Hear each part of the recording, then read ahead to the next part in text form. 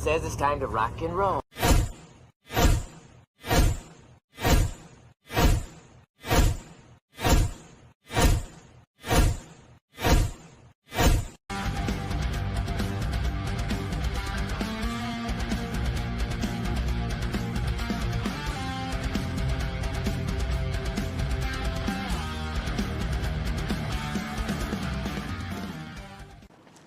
Okay, dudes, let's walk this sucker.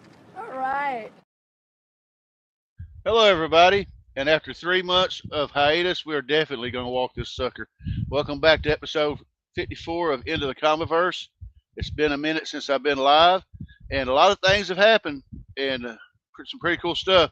And I'm going to start off by making a special announcement.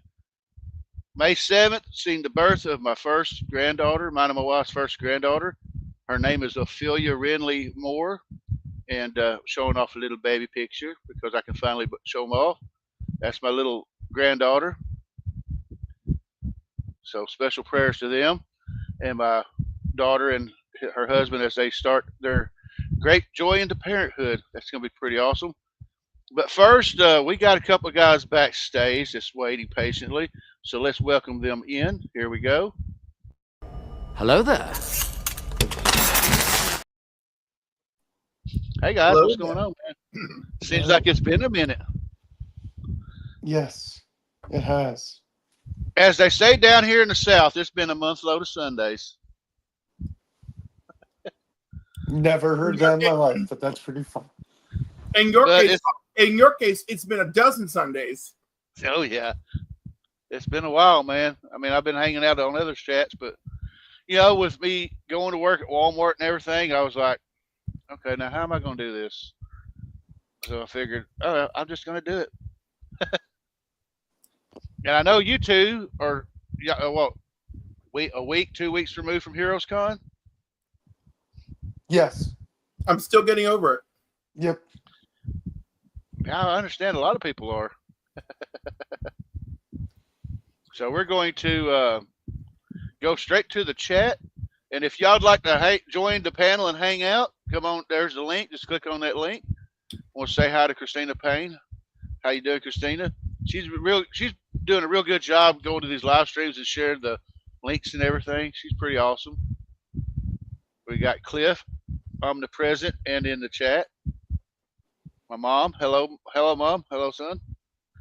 We got the Godfather and the founder of the CBC Awards, Mr. Brian LCS, which I'm going to point out that if you haven't yet, nominations are in full swing for the CBC Awards.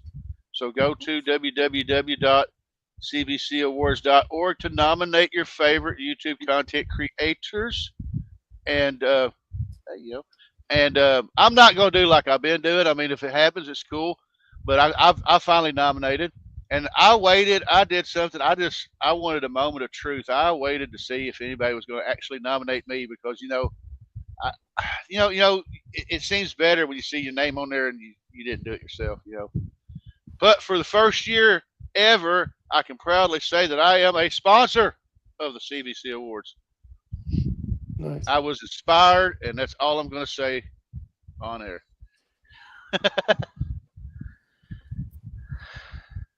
We appreciate you. No problem. And then Sincerely. so we're going to let me go back to the chat real quick, see if we got any other comments. Oh, my mom's saying hello, everyone. And then we'll break into some community news. So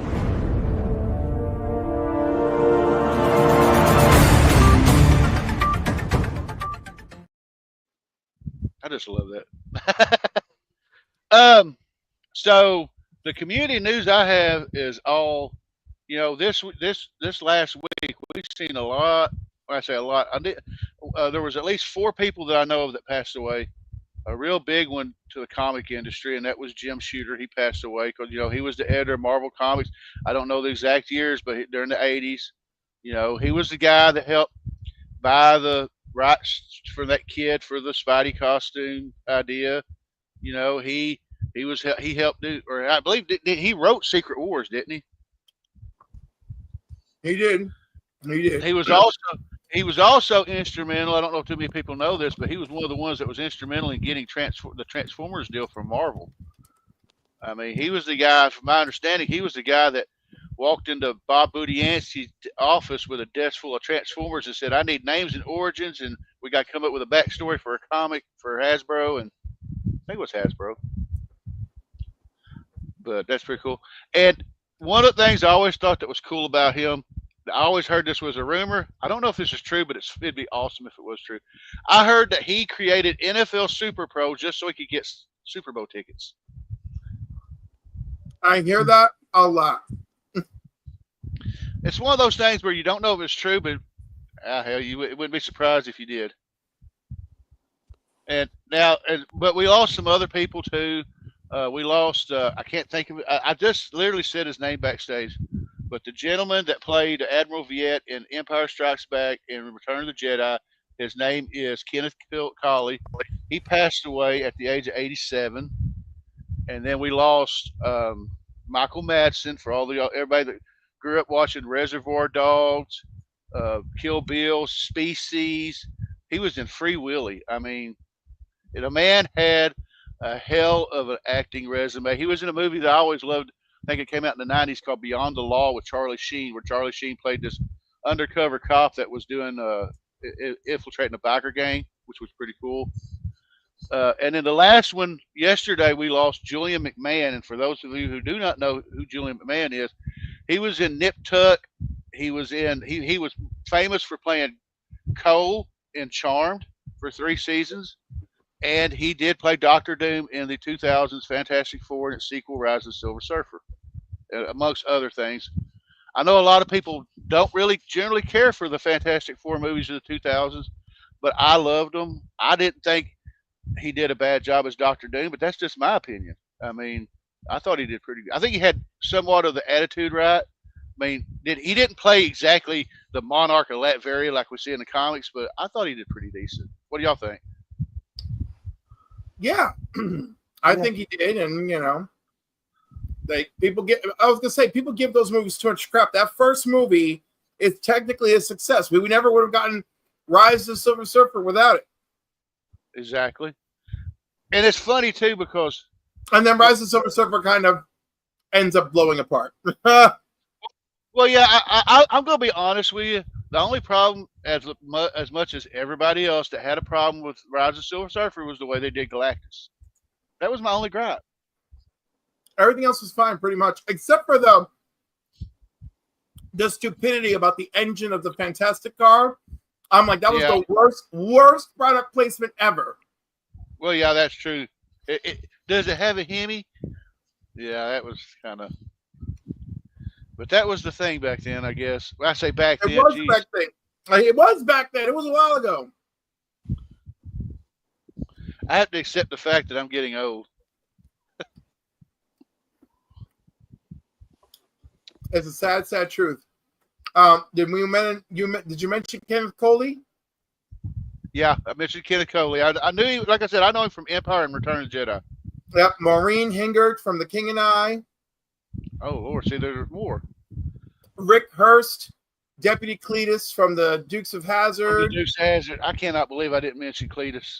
Yep. Yeah. Lalo Schifrin, the composer and pianist, who worked on the TV series Mission Impossible. He worked on Cool Hand Luke.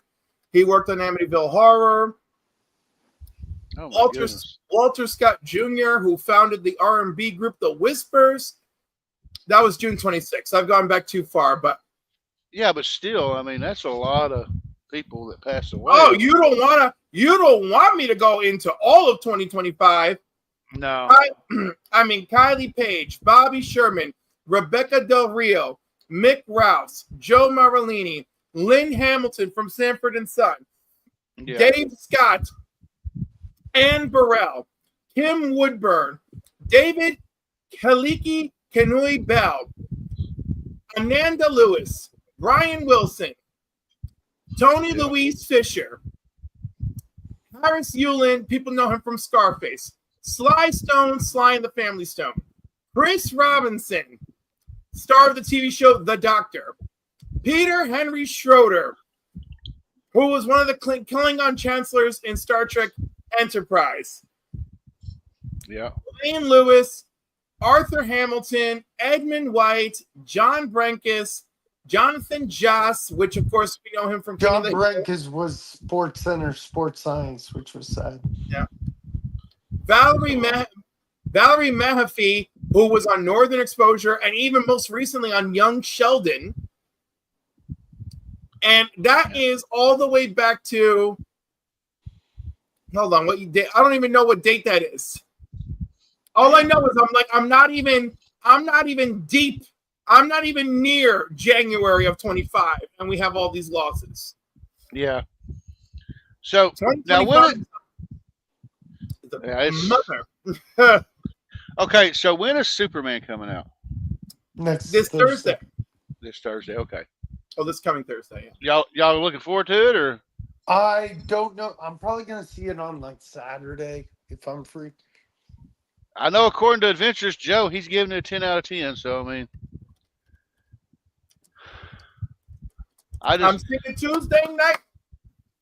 I was gonna say I'm sticking. I'm just hoping it succeeds because I mean, I don't want to see anything fail. You know what I mean? I hope it works out. They need a. I think they. I was gonna say they need, not so much they need. They deserve a good hit. You know. Yep. And I'm really looking forward to watching the live action Lilo and Stitch movie. You need to see F1. I've been hearing about F1. F1's great. I want to see. I don't know if it's come out yet. It may not have come out yet, but there's a Pierce Brosnan movie come out called The Unholy Trinity with Samuel Jackson that I want to see. It's supposed to be like a Western. It looks like it's going to be pretty damn good. So I'm looking forward to that. There's a movie. I don't know when it comes out. It's John Cena and Idris Elba. Yeah, I've seen that commercials for that. Oh, and the Fantastic Four. Whenever I know it's about to drop soon. I think I need to get brushed up on my release dates. Fantastic Four is very soon as well. All I know as far as comics go is the week of July 30th, my LCS is going to love me, and my wife is going to be groaning. I'm excited for this week. You know what this week is? The Marvel summer swimsuit ones. Okay. I missed that. I was going to say, Tony went all in on Speed Racer. So, I think there's like 8 or 9 covers, and I ordered every one of them. How big's the run supposed to be? Is it a mini series, or do they know? That I don't know, because when I first heard about it, they were letting on like it's some kind of ongoing series. But when I go to League of Comic Geeks, they only have the first 2 issues up. So I don't know. Meanwhile, I went and pre-ordered like 3 covers for one of the versions of Deadpool Batman. So I mean, we got our old brother collected with Durs. Look at these gentlemen. Durs. What's up, buddy? Come join us, man. It'll be fun, just like old times. He's asking if you're knitting. Me? No. Nope. That's Will's little secret. And join Durs on his Whatnot streams at Rups Comics, because they sell banger after banger. I got a lot of good stuff from them for pretty good price, so I highly recommend them. Rearrange the comic room, fam. Gotcha. Well, after that Heroes Con haul, do you even have more than one comic room, or did you just keep it to one? You still talk to him every so often, don't you? Not as much as we used to, but we still talk. I mean, he's busy. I'm busy. I need to get back into buying some comics from him, but I mean, that's what happens when you're on a Walmart budget. Sometimes you just, I love how you call it a Walmart budget. I'm like, in the meantime, I was like, you mean the beer pockets budget? Or as Matt's mother put it earlier today, baloney budget. Baloney. Yeah. Bologna and ramen. Yep. I don't remember whose Instagram chat we was on. I know I was talking to Matt from Heroes for Hire Club, and he brought up ramen noodles, and I was talking about how I used to, and I still do to this day. I'll eat my ramen noodles with either chopped up hot dogs, real bacon bits, or every once in a while when I feel like I'm gonna try to be like Gordon Ramsay or something, I'll fry up some hamburger meat with some garlic seasoning and mix it in with some ramen noodles. Because you get creative, like growing up when you're a bachelor, you get creative when you're broke. Well, yeah, you got to. You got to get creative when you're broke, period. Yeah, that's true. I mean, my God, do you know how many things I figure out how to do with Greek freaking yogurt now? I got a giant tub of Greek yogurt from the supermarket brand, not anyone fancy. And I just I'm like, all right, let's start making dill dip and let's start, making brownie. And like just everything. It's just like, what else can I do with freaking Greek yogurt?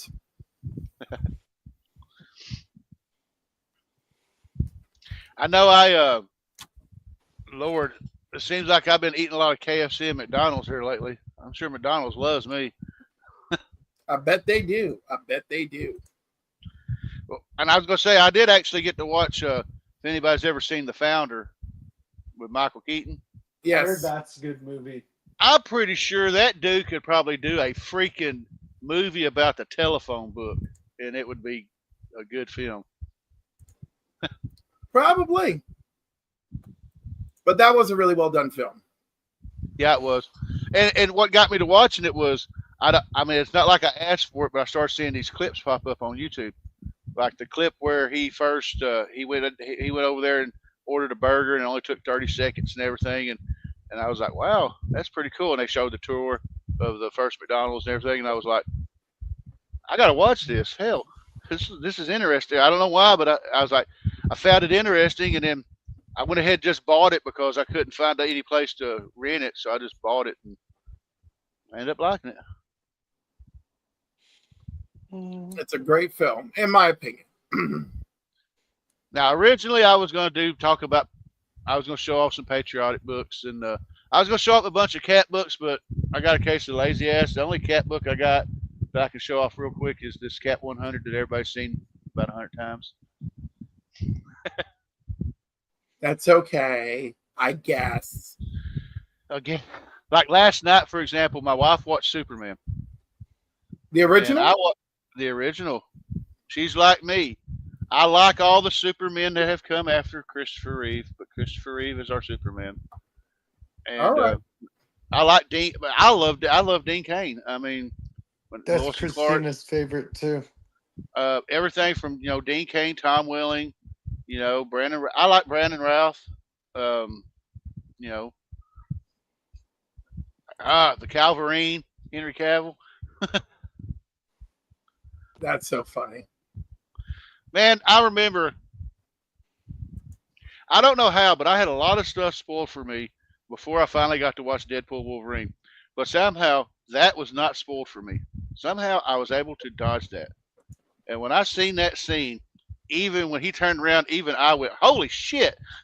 I mean, that was a great hidden reveal for you. Yeah, I was, because when he pumped those, he did his little pump like he always does, and I went, cast him right now. If I was making the movie, I'd cast him right now. And yeah, I knew what I knew what Deadpool was talking about when he said, "We'll treat you so much better than those shit down the street." Yeah, exactly. And they would treat him better. Oh yeah, I want to say hello to my buddy Tim in Indiana. How you doing, brother? Jen says hi from Indiana too. But yeah, it started. When I was thinking about the Superman movie and everything, and I'm like, I think I seen that movie. First time I seen that movie, I was 7. And it's like I told my wife, I was like, they say it a lot, but I mean, back then, I was like, as a little kid, it's true. That movie made you believe a man could fly. I mean, I really, later on when you look at Superman 3 and 4, which I actually like them, I was like, man, I just felt so bad for Christopher. But I mean, but I also know that 4 went through a lot of edits. man, if they would have released, listen, 4 was just going to be a disaster. There was just no turning around from that one. Yeah, I know, but there's still a part of me that believes that I read the paperback of that book, the paperback novel of that movie.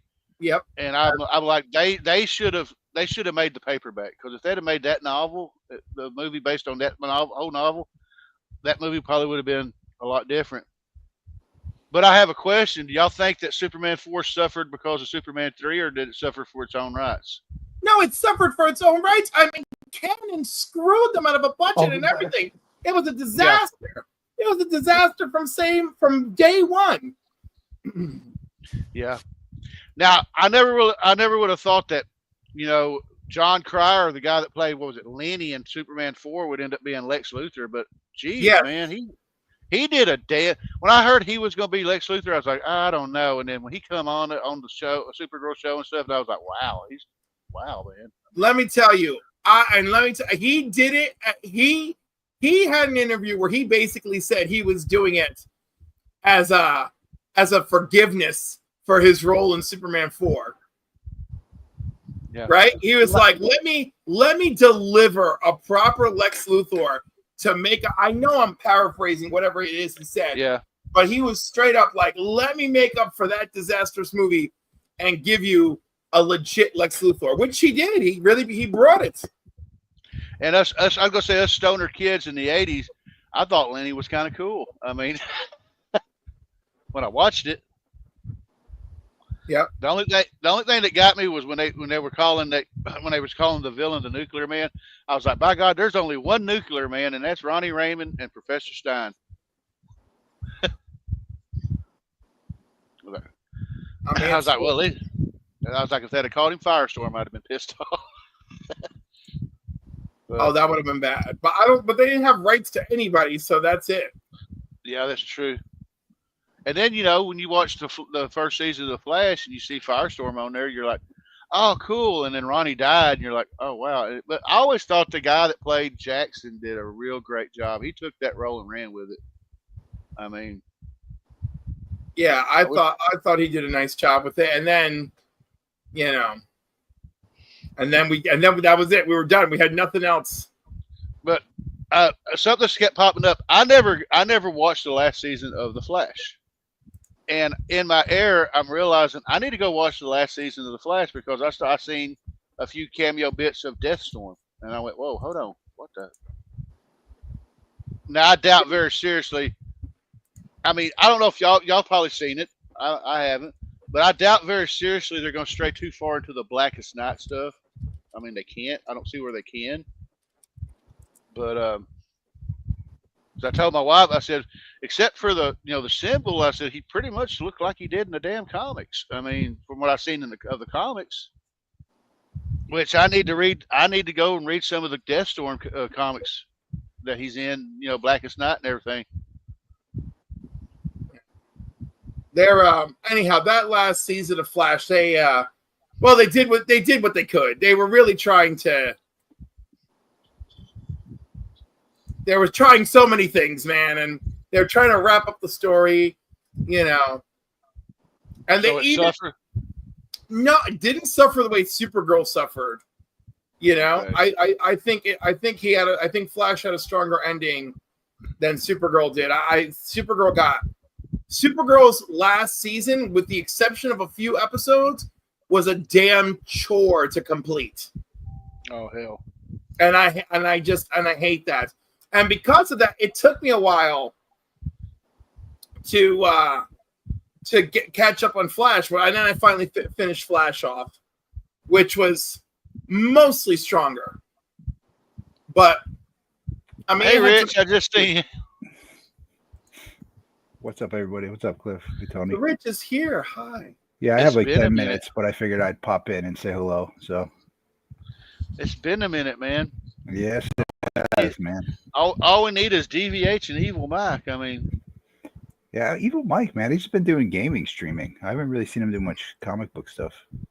Yeah, but I've hopped on every now and then. I watched a lot of his stuff for Red Dead Redemption 2, and then I watched some of the Harry Potter stuff. He's been having a ball doing that stuff. There's only so much gaming I could watch. Yeah. So did everybody have a good 4th? I mean, I had to work. I had to work too, but I had a good 4th. It was cool. I got home. I cleaned the grill. My wife grilled some burgers and sausages, and I mean, when I was sitting literally right here in the office when the fireworks started going off. I went, okay, you know. My mother put me to work on our indoor grill. You know, you know what? I won't even get into it. But we have a nice electric indoor grill, but we never used it for hot dogs and hamburgers until yesterday. And she was just like, and she just walked in the door, being like, "Grab these bags, start cooking." Yeah, indoor grills, man, with burgers, they throw off a lot of grease. What's up, Vox? Well, while we got Rich here, I'm gonna ask everybody in the panel, everybody in the chats, since it was the 4th of July, and we all with the exception of Superman and obvious Captain America, who do you think are your more patriotic heroes in comics, just comics in general? Don't matter what company. Wonder Woman. You gotta go Nick Fury, man. True, Yeah. Nick Fury. True. He started with a military comic book and then kind of spun off into more than that. Would Sergeant Rock fit it? Yeah, I would think so. Yeah. G.I. Joe. Oh, G.I. Joe, without a doubt, dude. Yeah, you can't. You can't talk about real American heroes and not bring up G.I. Joe, man. Trying to think. Wonder Woman. Yeah.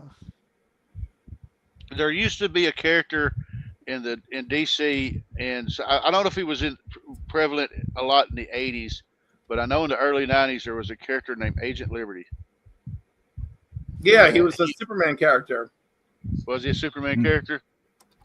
Yep. I've got some books though, Tony.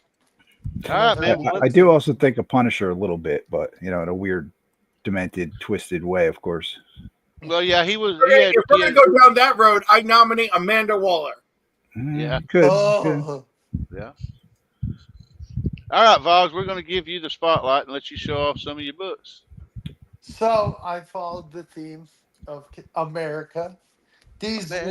last two I just picked up recently. So we got the Avengers #1 variant edition. It's Scotty Young, and as you can see, there's Sam Wilson on there too. That's a cool cover. Yeah, that is cool. This was free comic book day like a year or two ago. This is the Uncanny Avengers. I like how Rogue's on the cover, but it's also really cool because Cap's on the cover. Yeah. My dad's friend gave me this one. He doesn't give me a lot of comics, but he knew I liked comics. The Avengers #45, Blitzkrieg in Central Park. Cap's right there. That's cool, man. Is that Super Adaptoid? Super Adaptoid, yep. Yeah. I think it's the first appearance of Hercules joins the Avengers. Okay. This Silver cover Age, does seem better days. I don't even know if Rich can fix it. Probably could. Oh, no. Hey, do not sell Rich short. I'm not. I've seen Rich pull off some awesome No, stuff, I'm not. But then some people expect me to fix rips in their book somehow, and I just haven't figured it out yet. The Avengers #146. What happened? It's not Now pulling the Chris. That's pretty cool. I don't think I've ever seen that before. Yep. It's on you for some reason. My dad's friend also gave me this one. The Avengers 56, Death Be Not Proud. Oh, yeah, that's the origin of Cap retold in that. That's a good one. It's like one off from the first Vision is 57. Yeah. Yep. And then I bought these three. This one I bought like a few months ago. This is Wonder Woman 19. This is Seba Fumara. Okay. Very nice. Listen, man, take good care of those Avengers Silver Age, man. They're even though they're not major keys, they're still worth probably, Oh yeah, $30 I love or those more. books. Yeah. I bought this one yesterday. This is Action Comics 1075. This is also Seba Fumara. I like that. That's pretty cool. It And pairs then well with the Wonder Woman. this one's great. Captain America Marvel 15 Variant Edition. I bought this. I was like, oh, I know it's a few months old, but I'm definitely getting this one for the Mary Jane PC. But I'm gonna get a Cap PC. Don't worry, I like Captain America too. But I also PC. Mary Jane's one of my favorite PCs, and it's the Amazing Mary Jane variant of Marvel 15 Captain America. Cool. And she's wearing the Spidey Heart shirt that Christina Payne loves so much. Now I'm gonna have to hunt this down for her. This book, it's not a pricey book, but yeah, it's really cool. Those are my. I have some war books, but they're upstairs. But yeah, I just wanted to show some Cap and Superman and Wonder Woman. That's cool. Anybody else got anything they want to show off? Because all I got is stuff I picked up the last few weeks. No, but I do have my Captain America #1. I don't know. Rich, are you reading the new story of Cap? I didn't yet. I believe I added it to my pull list, but I'm on Gmart, so they're always like a month behind. But I've heard it's really good. It's very good. Who's writing it? Is it? Wait a second. Now I already forgot. I can't remember if it's Cody Ziegler or not. I don't know why he's Ziegler.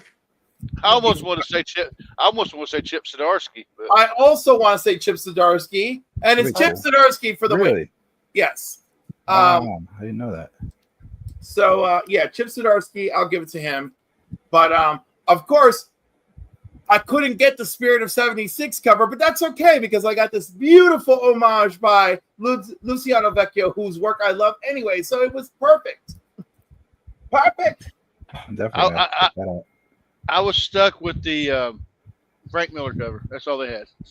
Oh no! What's the one where it looks? It was either that or I wouldn't get to read it. What's the other one that looks like shadows? Was that the Zdarsky cover? The one with the dark blue and it's like kind of shadowy. I think so. Yes. What you got, Rish? I have absolutely nothing. I was unprepared today. I'm sorry. Just wanted to at least pop on for a few minutes because I got to drop off in a couple. But yeah, I don't have anything new. I did get another first appearance of Vision. I picked it up for $90. I don't have it in my possession yet, but it was like too good of a deal to pass on. I got that coming. Especially at $90. Yeah, like I was like, even if it's a 2.0, like it's worth it. And then I actually just claimed probably like a dozen books off of Trev the Shipping Guru, some $2. Yeah, I know he's doing. I missed the sale.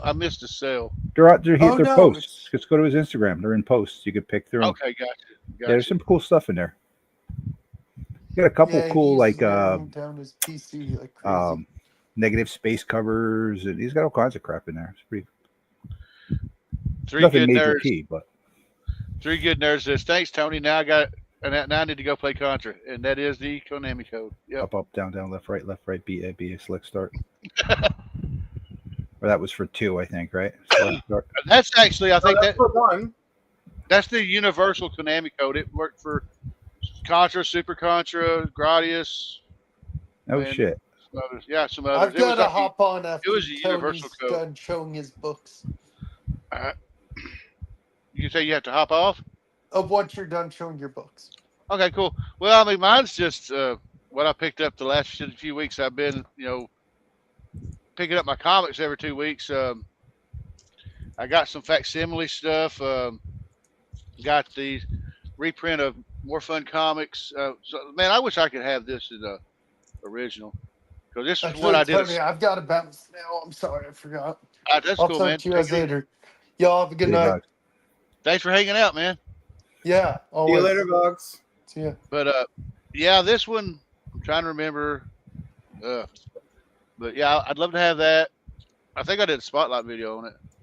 Some more facsimiles. I need the original of this. To me, this is like one of the best X-Men covers. Yeah, I actually have that book at an 8.5, man, and I think even at 8.5, it wasn't cheap. When I looked, I need 4 books to have the Dark Phoenix saga, and it was like, of course, the 2 big books, the first Dazzler, the first Kitty Pryde, and then the one where Wolverine lashes out, where, we've got him by Oh himself yeah, I on the think it's like cover. 133 or something like that. Yeah, and then that one, and then I'll have all the first prints. A couple others I wish I had originals of. We got the reprint of FF, Yeah, I think we all wish we had the original of that. but not as much as I wish I had the reprint of the original of this. I mean, yeah, I went a little crazy with this one. I got the foily and the because I love me some Doom. Got One World Under Doom. That's 3 and 4. Oh, that's cool. I didn't see that cover. Then I got Amazing Spider-Man 4. I've only read the first 3 issues of this, and it's I actually like it. So, and then there's 5. Now I'm on the fence about this one because of the, the hype that came around it, but I hadn't read the Gwenpool. So if it's any good, y'all let me know. If it sucks, let me know. I have a feeling we're going to see Gwenpool at some point. I just have a crazy feeling. It's in just a show or a movie or something. Like I said, I don't know the storyline behind it, but I mean, them talking about resurrecting the original Gwen Stacy, I had a lot of issues with that. I mean, as do I. I'm just waiting. All I'm waiting for is the new Green Goblin or the new Hobgoblin or whatever. I'm Tony, just waiting for somebody backstage. Sorry. I'm waiting for someone in a mask to show up and be Uncle Ben. Hey Matt, Uncle Ben. Hey Matt. Yes. I'm just showing off some books I picked up the last few weeks. Cool. Just hanging out, showing some books. Okay, now this next one, this came out. Huh? I was eating dinner, but I'm sorry I'm late, but I was on. That's fine. This too. next one, the only reason why I was bought on it. Simon's show earlier, and then I had to go eat, so sorry I'm late. Oh, that's cool, man. The only reason why I bought this book was it came out the exact day my granddaughter was born, so I'm going to actually get this slabbed and sent to her. That's her birthday book, and it was that first issue of the new Star Wars. Yeah. So yeah, like I said, I'm gonna get this one slabbed for my granddaughter for her birthday book. Then I got an homage. It's the only issue of Feral I have, but I love Friday 13th, so I got that. That's cool. I mean, and part 6 is one of my favorite ones, I like so that that worked better. out just well. I got this Lost Fantasy second printing, and I love the fact how they did the whole greatest hits PlayStation thing. I thought that was pretty cool. That is pretty cool. Because I was going to run and get the first one, and I still may, but I was like, how many people have? I mean, I still got these PS1 games with the green. I do too. I still have my Final Fantasy VII. And then we're going to kick into some Spawn. We got Medieval Spawn. Like I said, and these are all books that I still haven't read yet. I got like 3 or 4 stacks of books I need to read. We got the King Spawn. We got the Deadly Tales. Oh, wait. Hold on. Clip 56 J. Oh, wow. It's amazing and horrifying. Yeah. Got some Gunslinger. Because they know we're suckers for them, so they figure, you know what, let's overdo it. Yeah. Y'all want J. Scott Campbell? We're going to give you J. Scott Campbell. Well, it seems like it's his fault. I don't know, but whatever. Like, it's amazing and horrifying at the same time. I love this cover of G.I. Joe. It's issue 317. I think that's pretty cool. Mm-hmm. And then here's the G.I. Joe from the Energon. Like I said, I am so far behind. When I finally catch up, I think it's going to be really cool. I got Transformers issue 20. Got issue 20 of Transformers. I got this cover. On that cover. What do y'all think about Robert Kirkman taking over? I think it's fabulous. Him and Dan Moore are a fabulous team. I'm still going to miss Daniel Warren Johnson, but I'm happy they got somebody. I'm happy they got somebody good to replace him. Yeah, you're right. All right, I got to drop off, Tone. Sorry, man. Hey, no problem, Rich. Thanks for having me on, man. Good to see you guys. Hey, It's been a while. Oh, yeah. See you guys. Got some Void Rivals. Like I said, I'm trying to go through these quickly. These are some of the first Mark Spears monsters that I actually bought of issue 5. I got this one only because it's an homage to what is it, ASM 313? Yes, 316. And it's got that little cover Yeah, thing it's right there. 316. Especially. Yeah, 316. 316? Yeah. Got another Mark Spears Vampirella. And that is an ASM homage. Yeah, it is. It's the ASM homage for the book I Can't Afford. Me too. Join the All right, club. so yeah, these are all stuff I picked up last week, and if you watched Show Us What You Got, you probably have seen them all. But I picked this book up, and every time I look at it, I'm telling you right now, if my brother was still alive, I'd just give it to him because he loved masks more than I did. But I picked that up. And for a minute, I thought it was the first volume, but it's the second volume. But still, I mean, and I know they're about to re-release some of the old mass vehicles if they haven't already. Then, of course, there's the three-part Mark Spears cover. If you go on my Instagram, I got today I posted a picture of the whole thing. Absolute Superman, Absolute Batman. I think Mask had the greatest cartoon theme song of all time. Oh yeah, I agree. I agree completely. I don't know, guys. What do y'all think out of the 3? I mean, I like the Wonder Woman the best, but what do you? I like what the Wonder Woman one the best. I think. I like the Wonder Woman the best. Some more Spawn. Oh, the Scorched. Yeah, I picked up the first issue that McFarlane variant of that one on a claim sale. I've never read it, so I thought I'd check it out. Scorch started out strong, but I think it kind of. I still read it. I still enjoy it, but I'm gonna be honest with y'all. I'm just wondering at what point are they just going to rename this She Spawn? Or Lady Spawn or something. Yeah, I mean don't get me yeah. wrong. I wouldn't be mad. Yeah, I was gonna say I wouldn't be mad, but we got issue 3 of the medieval. I haven't read any of these medieval Spawn books yet, and I've got 3 of them. Yeah, I'll be honest. I'm backing off on a lot of stuff. Me and Cliff talked about this earlier. I just can't buy all this stuff I've been buying. It's ridiculous. I think I'm gonna finish doing these, and I'll tell you, I got a plan for my Spawns. I know Durs would probably go, "Damn, Tony, no," but I'm thinking here's another reprint of 50. No. Bad dog. Okay, I apologize for showing this cover, but it's the only one I have. I have no problem with it. I like Frank Miller. I'm tired of all the hate. The guy. I don't hate him. I don't hate him. I don't hate him at all. No, I mean, I too. and then we got like, One World. The man's a legend. He is. He is. He definitely is. Back on Ultimate Spider-Man 18, I need to get issues 9 through 17 to complete the set again. And he's then physically disabled now, so that's probably why. It may be. I'm gonna end it with this Libra Mayo ASM, and I seen a thing where they said Libra Mayo is gonna have like character specific. I believe it's character specific covers starting with 975 all the way going up to the 1000th issue of ASM when it finally comes out. But what I was talking about with the Spawns, one of the things I've been kicking around, I've been, as you can tell, I've been collecting Gunslinger, King Spawn, and Scorch since they came out. And I thought about, since they released all the original Spawns in 50-issue compendiums, I'm thinking they're probably going to do the same thing with those 3. And when they come out with a compendium, I may go from physicals to, buying trades. Just to kind of lighten the load a little bit. I don't know why you want to turn your back on Spawn. No one said turn your back on Spawn. No. I'm like, Tony, don't give it all up. Don't give it all up. One thing I was talking about was like, I'm not picking up any more new series. I'm not going to. And there's some series I've not even read except issue 1 of Red Hulk, and I got like 6 issues of it.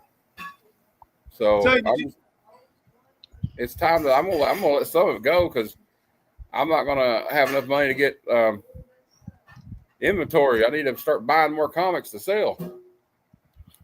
So say his name and he appears. I believe in C Bizzle. So, Ty, did you? Let me show you what I won from the CGC booth during Heroes Con. All right. Oh, now that's cool. Now, is that where you go and you take the pin? You get to pick a pin or something? Yes, and they made it harder this year. But I scored it. So you have to pull a 10 in order to get a slab. And if you pulled a glittery 10, you got a JSA slab, JSA signature slab. Oh, hell. So that is really neat. But that was rough. And if you got any of the other pins, you got different prizes. If you got a 0.5, you got stickers. Yeah. If you got a 9.8, you got a hat or a t-shirt. And then you've got to run around chasing those eggs that... Yeah, I see it. Around. And that was a decent prize. You got tier 2 or tier 1 CGC membership, but he already had T-tier membership. So then when he won the tier 1 membership, he's like, all right, I'll give away the tier 2 to somebody, use the tier 1 for myself, which he took advantage of while we were there. So he basically has 2 accounts now, his tier 2 account and his tier 1 account, and just, got a bunch of stuff done. Going on what Matt was talking about earlier, though, is I always say, okay, I'm not going to buy any new series. And then coming in July 30th, Speed Racer. Oh, hell. I got to order every cover. Yeah, I'm trying to swear But off. you don't. No, I don't have. You don't have to get every I know cover. I don't have to have every cover, but. Oh, Tony, I'll show you what I got. Okay. I got it in the mail today. I was surprised when you showed that set of the G.I. Joe books that it didn't have the full set with Generation 2. Oh, yeah, I know. That one I sent you the picture of. Now that's cool. It's 1 in 50 hidden gem. I got it because I was gonna say I have to get it. I didn't have to get it, but I was born in 1976, so I thought it was kind of cool. So I got it. I mean, pretty good price for a ratio on it. So, and I got this as a reader copy. So it's a good cover too. See, that was a cover I wanted to get. I love that cover. Me and Cliff talked about this book today. I like where it's. I think Chip Zdarsky is a good person to be writing that book. Well, I'll be honest. Like I said, I haven't read it yet. When I read the plot, I was like, okay, now how's that going to work? But you know what? Let's go with it. Let's see what happens. I've been collecting all the Avengers ones he's been doing because he's doing every Avenger character. Is that the same guy that did the ones for the X-Men? Yeah. Yes. Okay. That's how I'm getting them all. Hey, Kenneth. No, that's pretty. Yeah, I got that one too. That's badass. Okay, is that girl like a Snake Eyes? She's his protege, Okay. basically. Yeah. Snake Eyes can talk now. He died and they cloned him again or something. They brought him back and he can talk. They cloned him. Face. And I've been reading this one. I'm gonna continue to read this one just because I like his writing, Tinian, and I like where it was headed. This is the issue too. It came with like a card. I don't know what the card's for, but like a playing card or something. They might be having a card game. I don't know how they're gonna have a magic card type game, handing out 1 card a month though. But I guess we'll find out. Are you talking about they have a Spider-Man set coming. I meant those exquisite corpses comes with some kind of game card. Oh yeah, but that's not it's not like a real game card. Okay. Yeah. I mean, there probably is going to be a real game. There could be a real game because Skybound makes games. Like I could see it happening. Yeah. That was a good cover. Ivan Talavera has been doing pretty good lately, I think. I got this giant size Age of Apocalypse variant. Was that Blank? Yep. Yeah. And I was getting these, but I'm probably going to sell all of them. Because I got to downsize some shit and then get some stuff I really want. That's the thing. The thing for me is like, the vintage comics. Like right now, I'm trying to. If I keep buying more and more new comics every month, I'm not gonna. That's less G.I. Joe comics I can get for my run. You know. Yeah, you fix to start getting into the pricey ones too. Yeah, I know. And I got this from Legion of Comics giveaway last Tuesday. The code.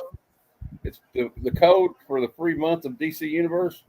It's fake news because I tried it 10 times. It wouldn't accept it. Huh. And I got this one from Mark. I think it's that Birds of Prey series. I think. That it. Well, it's the Birds of Prey. I can't remember. I'm like, it's something. And for some reason, Batman's got a basketball. I don't know. He's about ready. He's taking them down to court, man. Oh, Cliff, I might send this to you because his name Calafore, or I think that's how you say his name. He did that cover, and I'm going to get it signed. If you can. Oh, dude, I love that. That is awesome. What it says, a real American Zero. Yeah, that is badass. I know Jim Calafiore. Well, he did do some Legion of Superheroes. What's he going to be at? What show is he going to be at? Terrificon. Okay, good. I will actually be there. All right. I was like, just don't send me anything for New York. All right. No, it's not NYCC. No, Yeah, because I am not making any real effort to go there. I got these ID cards too. Tony, look, that's from Legion.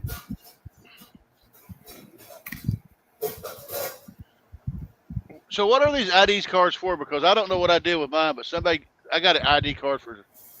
I don't know. I guess it's just some kind of little gimmick they're doing.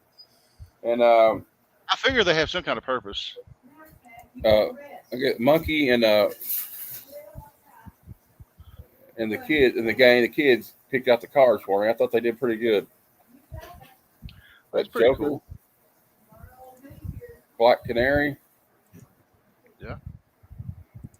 I love Black Canary, but I like Selena Kyle better. We got Mr. Grayson. Oh, that's pretty cool. And I got some of these. He had these Superman card packs for the Return of Superman. Like that's pretty cool. Yeah. Oh, I remember those. They're the long ones, right? Yeah. Oh no, these are just regular size, I guess. Oh, okay, that's the Death and Return ones. Yeah. Yeah, they're pretty cool though. I was gonna say you could actually still go on eBay and buy the Death of Superman trading cards, a factory sealed box for like $30 or $40. And I bought a set and I bought a box of them and did not get a set. I was pissed. Well, yeah, you never got it. It never worked that way. That was always the trick. You know, you had to get 2 boxes to have a real shot. Because, like, you know, when I was collecting all the Marvel Universe, like the series, hell, it seemed like every box I bought, I was guaranteed to get at least one set out of them. But you were just very lucky. Very lucky. You can take me off the screen. I don't know, it makes me weird. It makes me feel weird. Makes you feel weird? You don't like being in the spotlight? Yeah. I don't know. I'm not. I like to throw my books for everybody, but I do want to. Your spotlight. I am going to mention. I was going to say I am going to mention this Friday. I've been promising it for weeks. Finally dropped the comic spotlight on Firestorm #1, and Voggs isn't here, but he already knows about it. But next week I'm doing Avengers Annual #10. So, all right, first appearance of that chick that he likes. He likes her so much, so much. I remember I said this once, and you gotta understand, you know, when you have brothers, you know, you gotta do stuff to get on each other's nerves. Because he gives me hell about Kiss, and I give him hell about Dragon Ball, because it's a brother thing. And he said he was talking about how great Goku was. I said, you know who could beat Goku? Rogue. I said, all Rogue's got to do is touch One Punch Man and kill everybody.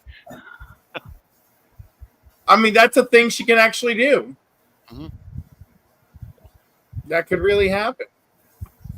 But So, Matt, we talked about Christopher Reeve earlier. What's your thoughts on the man? On Christopher Reeve? Yeah.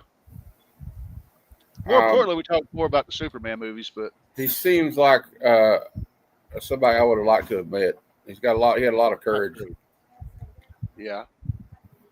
And I kind of get emotional talking about it. When I think of Superman in my head, if I close my eyes, I see him. Yeah. But what was great about him, I thought, was he knew how important that character was to a lot of young people and a lot of older people too. Yeah. And the way he carried himself, I thought was really great. Yeah. Even through all his adversity, The only other movies that I remember seeing him in, my wife has a movie called Morning Glory that he's in. And then there was a movie called Street Smart. And those are the only other movies I remember seeing Christopher Reeve in. I mean, he did other movies, but there was a great movie he did called it was almost like an Indiana Jones adventure style movie. It was called The Aviator, I think. Okay. And it's pretty cool. It's not the Leonardo DiCaprio one. What about Somewhere in Time, where Somewhere in Time is amazing. Oh yeah, I couldn't think of the name of it, but that's one of my mom's favorite movies.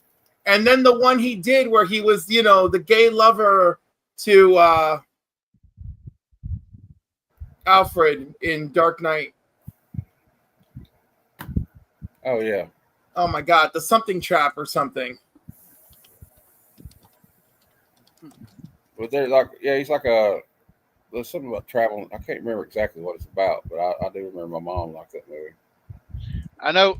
I was going to say, unfortunately, Matt, I don't know if I'll be able to make Death Trap. Death Trap. Yeah, I was going to say, I don't know if I'm going to be able to make your episode of Bad Cinema because I'm probably not going to get off work till 11 o'clock. And I was like, the only way I'm going to be able to join is if I stream on my drive home. And I really don't like doing that. You want me to that. reschedule it for a later time? I can. It's not written in stone. I'd like you to come on.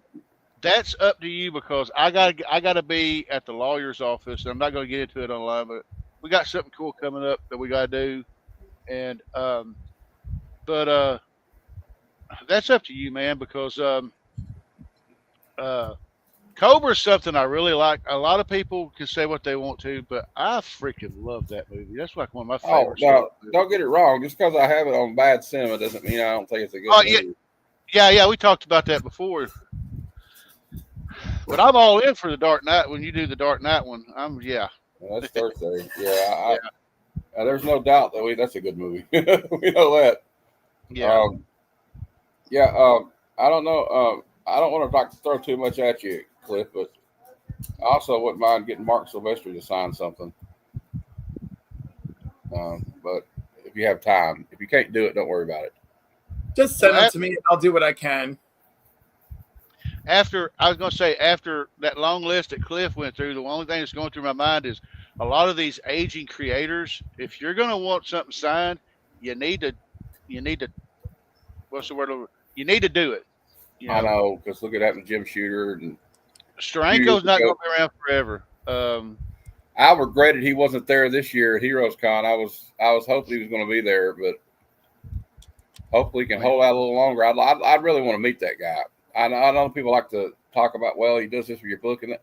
I don't care. You know what? Jim Steranko is one of my favorite all-time artists. He's a damn good artist. At least I can go, hey, Jim Steranko screwed my book up. Listen, and I'd love to meet Claremont. Well, I'd love to meet Frank Miller. I mean, yeah, me too. I got his signature, but I still like to meet him. I regret that, I didn't really get back into the hobby until George Perez passed away. And I have to admit, when I got back into it, I didn't realize he had passed away because I hadn't kept up with things, right? Yeah. And I was like, oh, no. I got his autograph, but I always wanted to meet George Perez. I don't know. And it would have been nice to meet Neil Adams. Yeah. And Stan Lee, but. Yeah. What was you going to say, Cliff? I'm sorry, Cliff. I'm sorry, man. I didn't mean to cut you off. Too much. What was you going to say, Cliff? No, I don't remember. I had a comment for everything. Steranko's a whole lot of personality. It would be fun meeting him, and he's not malicious with the comics, and that's fine. The other guys that I would make comments about, it's because they can be really touchy and weird. No one believed me. They're like, no, I met Claremont, blah, blah, blah, I love him. And I was like, y'all should have taken a pair of titties.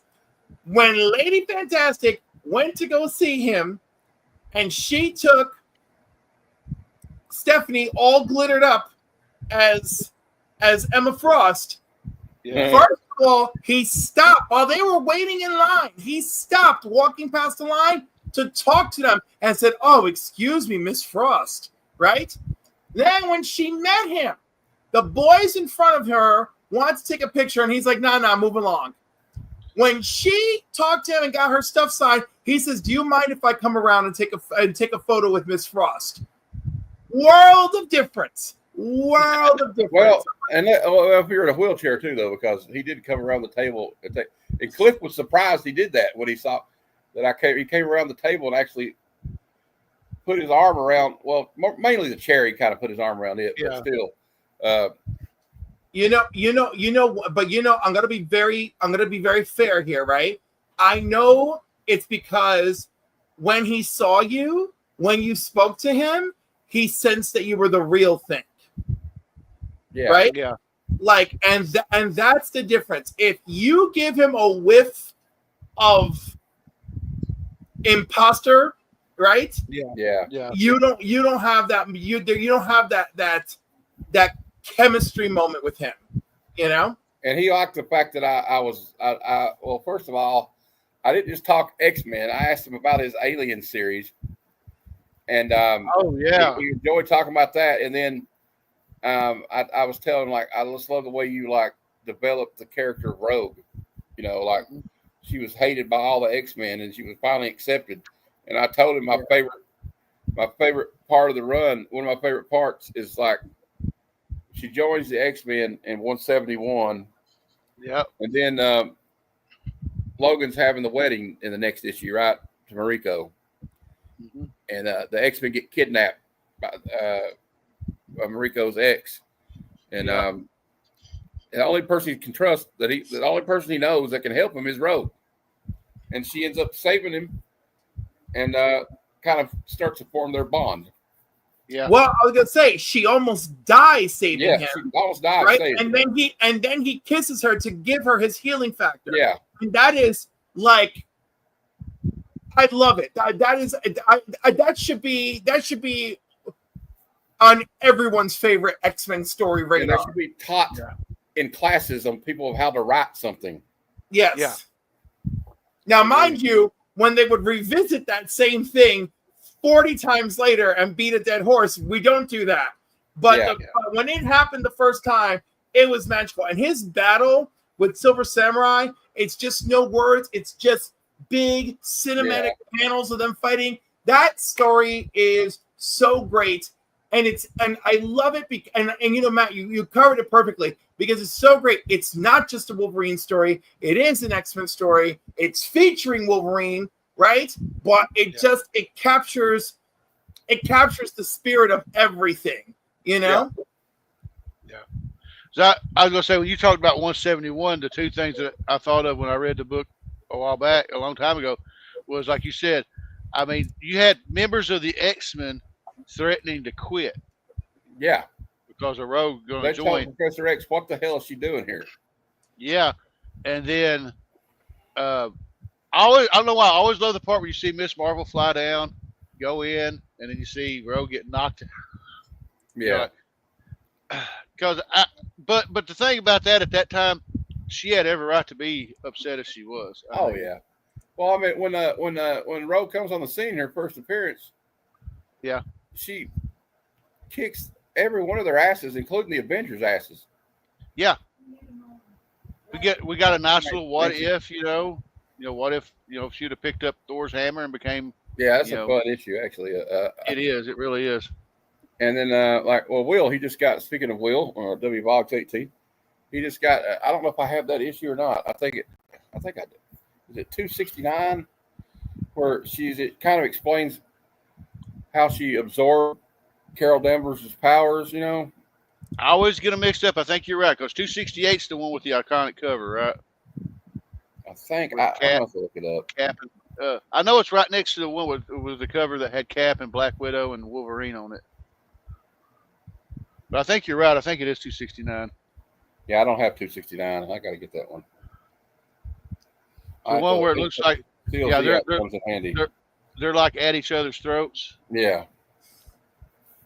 And there's still a little bit of animosity between those two, I think.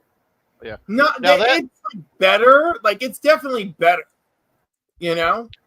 Yeah. But it's always awkward. Like they are both past it, but it's awkward. Yeah. It's like forgive but don't. It's definitely forgive but don't forget. Yeah.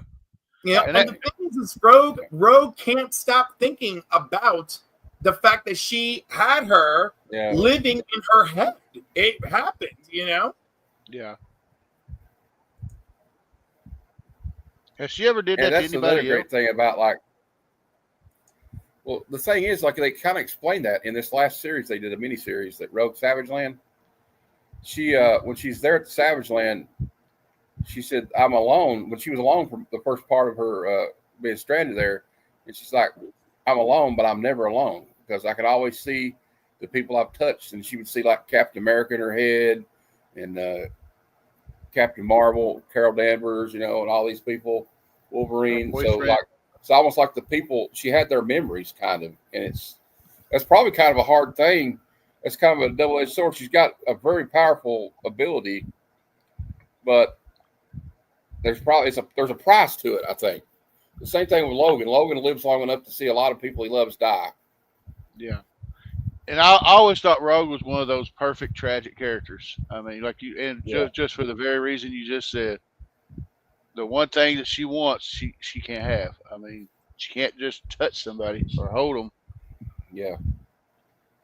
Well, there's like a little segment in the series I'm talking about where she's like, you know what, my powers aren't working. I could actually, get a little nookie or something. And she kind of throws herself at Kazar, and Kazar's like, I'm flattered, but I'm married. Yep. And I get it. And Gambit's like, damn it, man. Why wasn't I around during that time? Yeah. Gambit got plenty during Extreme X-Men when they were again in the Savage Land. No one here is worried about Gambit. Yeah, he got it. He got the money. All right. Cool. He got it. And then they got married and they wore the collars on their honeymoon. I mean, they did all sorts of stuff. Okay. I'm not worried about Gambit at all. Oh. Like, honey, it's date night. Break out the collars. Yeah. Well, that'd be interesting. If she had gotten pregnant and had to deliver the baby, be like, okay, put the collar on, so you don't kill the doctor. There's a funny scene in like the X-Men 97 cartoon where Jean Grey's going in, or they think it's Jean Grey's, goes into labor, and the doctor's like, we don't let muties in here. We'll get, blah, blah, blah. And Rogue just is like, all right, I know everything you know. Bye. Yep. We got this. It's like time to deliver a baby, sugar. And I think she was the star of that series in the first season. Yeah. Oh, without a doubt, man. And Magneto, I thought was what, for X-Men 97? Yeah.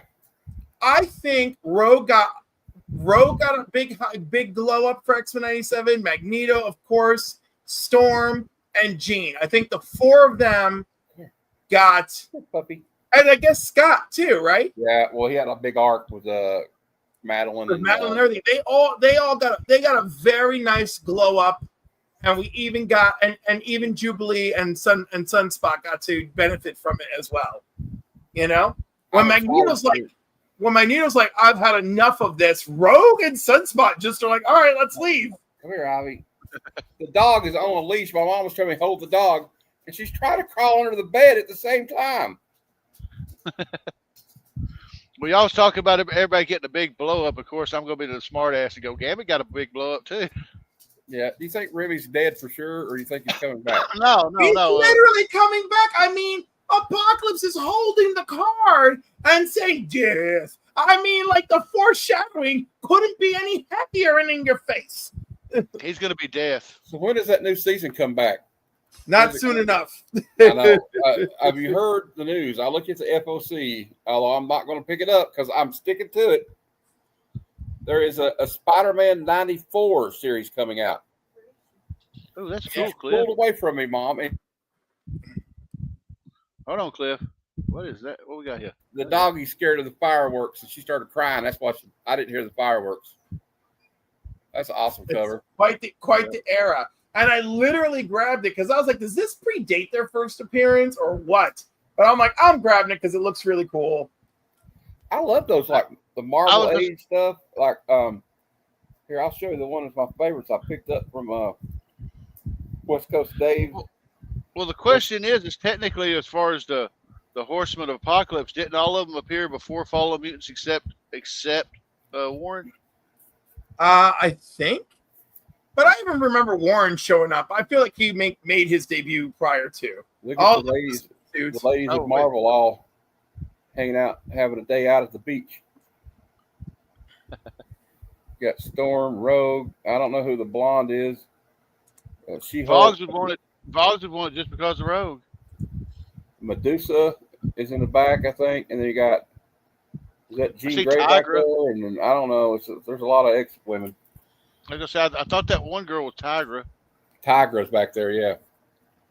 And I don't know who the rest of the girls are, but maybe Mary Jane's one of them, I guess. I don't know. Yeah, well, like I said, I'm sticking to it. But there is a series coming out called Spider-Man 94 based on the cartoon. I hope so. It's on FOC. You can look it up right now. It's I want a Spider-Man 94 cartoon, damn it. Maybe this time they can. That might be. Let's not get ahead of ourselves, but that might be why they're releasing this, because last time they released the X-Men 97 comic series before the cartoon came out. That's true. Because I was going to say, the cartoon ended with them going to look for Mary Jane. Yeah. And It looked like such a cliffhanger. I love that show, though. It was like every week they had like something cool going on. There was another guest coming on, like Daredevil would be on one week, Punisher would be on, and it was like they would do multiple part episodes for a cartoon on Saturdays. And it would be like, okay, the start of this was like the Lizard. And they would go through the entire Lizard saga, and they would try they didn't follow the comic books exactly, but it was like but they didn't really have to either. Yeah. Spider-Man 94, the comic, is coming out in September. Yeah. Yeah.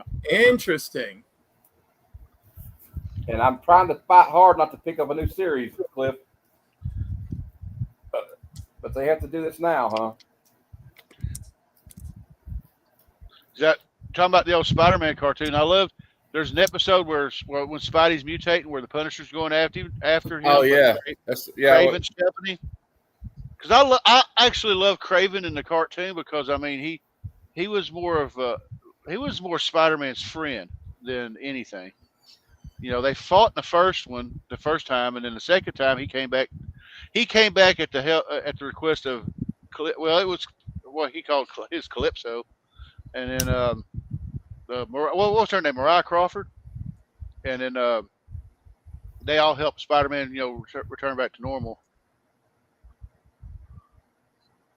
Oh, we got Manny the Hobgoblin. Hey, Manny. Manny.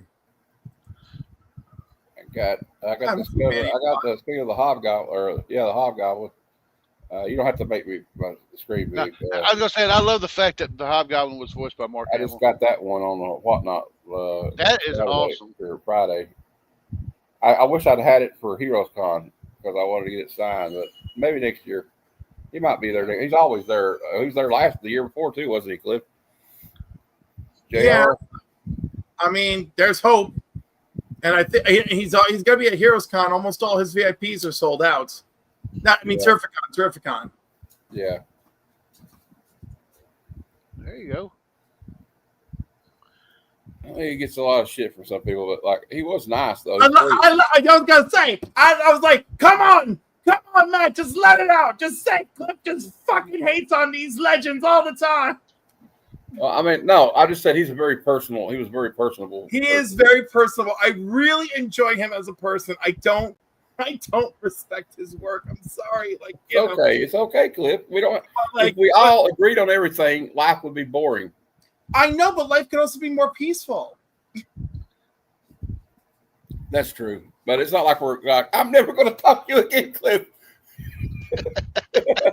It's just like, I mean, honest to God, if you look at all of his early runs and you look on who the finishers and inkers were on all of his early work, it literally informs what kind of final product there is, Yeah. And like, honestly, I would like this morning or this afternoon when we were looking at that Superman with Klaus Janson, I'm like, man, Klaus Janson didn't even try to lean into it. He was just like, this is how he wants Superman. This is how he's getting Superman. Klaus was like tired that day. He's like, I'm not doing it today. Klaus Johnson's like, I've been repairing the work of others for 1 million years. I'm done. Puppy. This dog is. I mean, you would feel sorry for this dog right now. She is just so scared to death. These assholes are still firing fireworks off on July 5th. And but the dog doesn't know that. Did you ever? There's a show that's an animated show. They may have canceled after 2 seasons, but it's like this dog, and she's the dog of a therapist. And it's Lisa Kudrow voices the poodle, who is the dog, and like so. There's like a whole thing that they're like, oh no, Boomsday! The Boomsday was coming, and like so, like they're all afraid of Boomsday, right? They're having no clue what it really means. Well, that's what's, I mean, you think about it, if you think about it from in their little mind, it's got to be terrifying. All this, like, where does loud noise come from? Right. And there's no specific, come here, puppy. Like, there's no way to educate them on what's going on. I know. She's got a bad leg where she got ran over. Oh. So if she goes under the bed and she can't get back out from under the bed, we have to get her out from under the bed. Oh. We'll see her back left hind leg just kind of stays straight. They had to put pins in it. And she kind of wiggles when she walks. It's kind of cute. But it's sad too. But yeah, the one thing I like about this 250 cover though is like in the box corner it says where it says Marvel, under Marvel, it says it's got a picture of the Hobgoblin and he's saying it's great, steal it. Yeah. Yeah, if you look a couple of days ago, I posted the homage to it from, I think it was ASM Volume 5, number 49. It had the Green Goblin and Spider-Man on the cover, but it's a homage to that cover. Even down to the thing in the corner where the Green Goblin's in there, but he says, it's great, buy it. So, yeah, you ain't going to steal it on there, are you? Yeah. I wonder if he got any flack for doing that. Like, I'm surprised even back then they let him do that. No, dude, Mike Mayhew, you go in his store. No, I meant like when Ramita did it back in the day. You think Marvel was like, what the fuck are you doing? Sorry. I don't know. I mean, Jane's Addiction had an album called Steal This Album. I mean, Cliff, I think you have telepathy because when I asked you, Cliff was doing his Whatnot show, I said, you got any Captain America? And every Captain America you put up, I did not have. Right on. And I could feel you. I could feel you through the internet being like, damn it, I've got to buy this one too. Well, I had $30 in my bank account when I came to your show. And when I left, I had $3. And I tried to get that last $3. It was okay, though, Cliff, because I had a Whatnot sale later that day and made like $70. So there you go. It all evened out. And, I got some news for you guys. I'm breaking it here first because I was on Simon's show earlier, but Matt Spidey's show gets so chaotic, it's hard to get a word in sometimes, even though I love hanging out there. Yeah. So I didn't say anything. But I just got my email confirmation from Whatnot, and I am allowed to buy – I have been invited to buy 6 of the comic packs for the Fantastic Four coming out for the Beyond the Con for July 24th to the 28th for San Diego Comic Con. And I have to pay $100 for 6 packs. Damn. And they do a queue thing where like there'll be a banner pop up on the app like an hour before 8 p.m. Eastern, and then you click the link and you wait in there and you wait, and you can buy one bundle per person. So I get a 6-pack bundle, and for $100. So I'm going to do a video about it, on YouTube, and it should be fun. It should be fun. So everybody just hopefully I can make some money at it too. Oh, and Cliff, I had a question for you and and for Tony. Rich is back. Hey, Rich, I was literally just about to jump on Mad Spidey. I'm like, oh wow, these guys are still on. So I was like, hey, Rich, I'm asking you this question too, because I know I've seen videos of you like where you press and clean books. Mm-hmm. Have you ever heard of this stuff right here? It's called Comet Clean or something. I saw this guy on a video using this last night. There's a couple things that look like it. It's there's like a Mackie Clean, Comet Clean. Yeah. And what it is, it's I forgot what chemical it is. It's that, and it's basically like purified water. So instead of wiping your book down with just like distilled water, it actually has something in it that helps break down stuff, and it's safe and it's undetected by like CGC and stuff. So they can't like hammer you on like adding some type of chemical to your book. I never tried it, but I know a lot of people have, and it's slightly better than obviously using like just distilled water. Yeah. So if you have like a pulp book, not a newer book, because I wouldn't try it on those, but a pulp book, and you just get like a cotton round pad, and you just got like distilled water, and you just sprayed it lightly on that cotton round, so it's just damp, and you just gently rubbed your book with that, you'd be amazed what comes off of it, the book, just by doing that. So. I do want to take a minute and point out that, to my knowledge, everybody sitting in the panel tonight has been nominated for a CBC award. Are the nominations in? No, I'm just saying. Oh, at some point. No, yeah, you go. Look right. at We're nominated. We're not finalists for this year. You have to get a certain amount of votes to be a finalist. Well, I mean, the only reason why I can say that without any hesitation whatsoever is because some dude from Arkansas nominated all three of y'all. What a dumbass. Well, he has his Look, moments. at least you have real odds this time, Rich. You have real odds this time. Is it accumulation of how many nomination votes you get? Yes. To become a finalist? That's what I thought. Yes. Yeah. I was a finalist twice. 3 years ago and then last year. And hats off to Jerry. Obviously, he does some crazy shit, but there's still some really good people in there that do way crazier stuff than I do. So, damn it, Rich, I tried. But thank you, Tony. I appreciate it, man. But yeah, I'm thinking about like learning how to like do my own pressing and get a press, because I had my friend Glenn from Canada, Flat Earth Santa, is his name on here. He was like, look, if you get into it and learn, it's not that hard to learn, and like the press, you get one for a pretty good price, and it'll pay for itself eventually. So yes, and here's the thing: don't trust and believe everything you see in videos, because every press is built differently. Yeah, I learned that. 160 degrees on my press might be too hot on your press.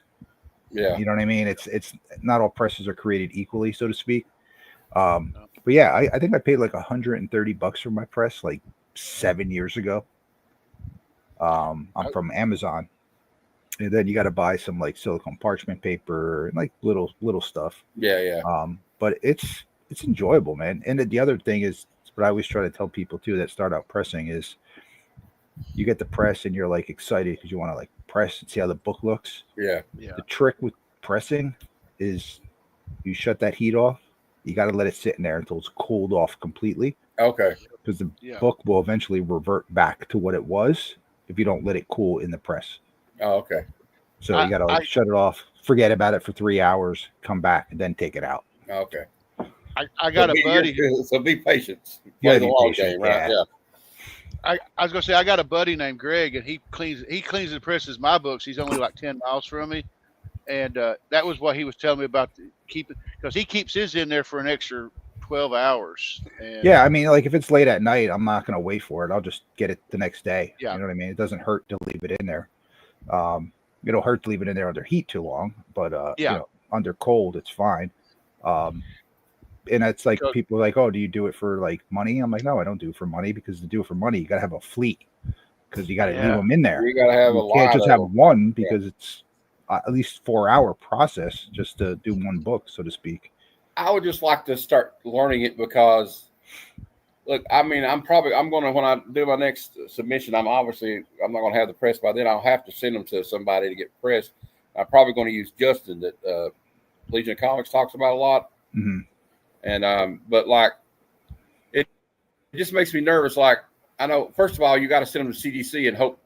I mean, most of the time it'll work out, but like, what if it's that 1 out of 10 time that, something happens to your books on the way down there, and then then I'm listen, one person to another person shipping it to them. So I just did even a bunch of books for Izzy. I just gave him like 5 or 6 books back, and I put little Post-its on each of them, and that's my rounding down grade that I think the books are, because I don't want to say like I think this book is a contender and it comes back at 8.5. Yeah. So I give them a realistic expectation. If you get hammered by CGC, this is probably what you're going to get. But and the other thing too is I forgot what I was going to say. Pressing. Oh, best thing to do is get like like a table lamp. Yeah. Put your book under light and see where the imperfections are, so you know what you're trying to correct, so to speak. Yeah. And steam obviously is an important factor. Go get like a $15 clothing steamer from Walmart or something. Yeah. Steam the book, get humidity in that book so it loosens up. So when you press, you do that before you put it in the press, loosen it up. Yep. All right. So do I need to be easy about that though? With the steam, like is a low setting on it or something? No, you don't have to do low setting. It's just depending on how bad the book is. It's going to depend on how much steam you put in it. Okay. If it just has a little crinkle in the cover, you can only see under light. Just hit it lightly. If it's a crushed cover that you're trying to straighten out, you might have to hit the shit out of it and really. Yeah, my friend also was telling me to get like that he gets a tack hammer for like some of the. Yeah, I have one of those too. That's for like little tiny ones that you just can't get out in the press. Yeah. That you got to do like kind of on a table. Okay. Sometimes you put it in the press and there's just like a little crease you just can't get out of the damn book. Okay. That you need that tack press for. I know you guys talking about presses. A long time ago, I bought a press because I envisioned that I was going to make T-shirts, and that didn't work out too well. And I still got my press. And I told my wife, I said, I can use that press to press my comics. Mm-hmm. And I was talking to my buddy Greg, and you can squash these myths if you want to, Rich. First thing he told me is if when I learned how to do it, he sent me the list of things I have to pick up, to do it, to do the cleaning press, like the parchment paper and everything. But he said, start with dollar books you don't care about. Oh, yeah, absolutely. Because you may make mistakes. And also, I'm going to show you this book. I sent him this book. I said, I want you to clean and press this book. This is the only book. He said, no. And it's that foil. ASM. It's a chromium cover. Yeah, chromium. He said, you can't fix them. That, dude. You can't do. Can you do? You can't do anything foil either, can you? You can't fix them. Yeah. No. If it has like smudges in the cover, obviously that's where that wet cotton round comes in play. You can get that out. But as far as pressing it, very, very little it does to them. So what about like if the book's got a signature on it? It's fine as long as it's like permanent marker or something. It's not going to affect it. Okay. Like I just had my I just cracked my my first appearance of Hawkeye. I had it signed by Larry Lieber. And so I cleaned it and pressed it before I sent it back out. And I just was careful not to wipe by the signature when I was like cleaning it. And you know what I mean? Just in case I smudged the signature, I didn't want to even mess around. It was with Sharpie, but I just didn't even want to take a chance. Yeah, I was going to say, my buddy, I have a copy of the Ghost Rider #1, the Danny Ketch one, and it's signed by Javier Saltares and Howard Mackey. That's cool. And I got them both. And when we was talking about people that passed away, I was going to bring this up.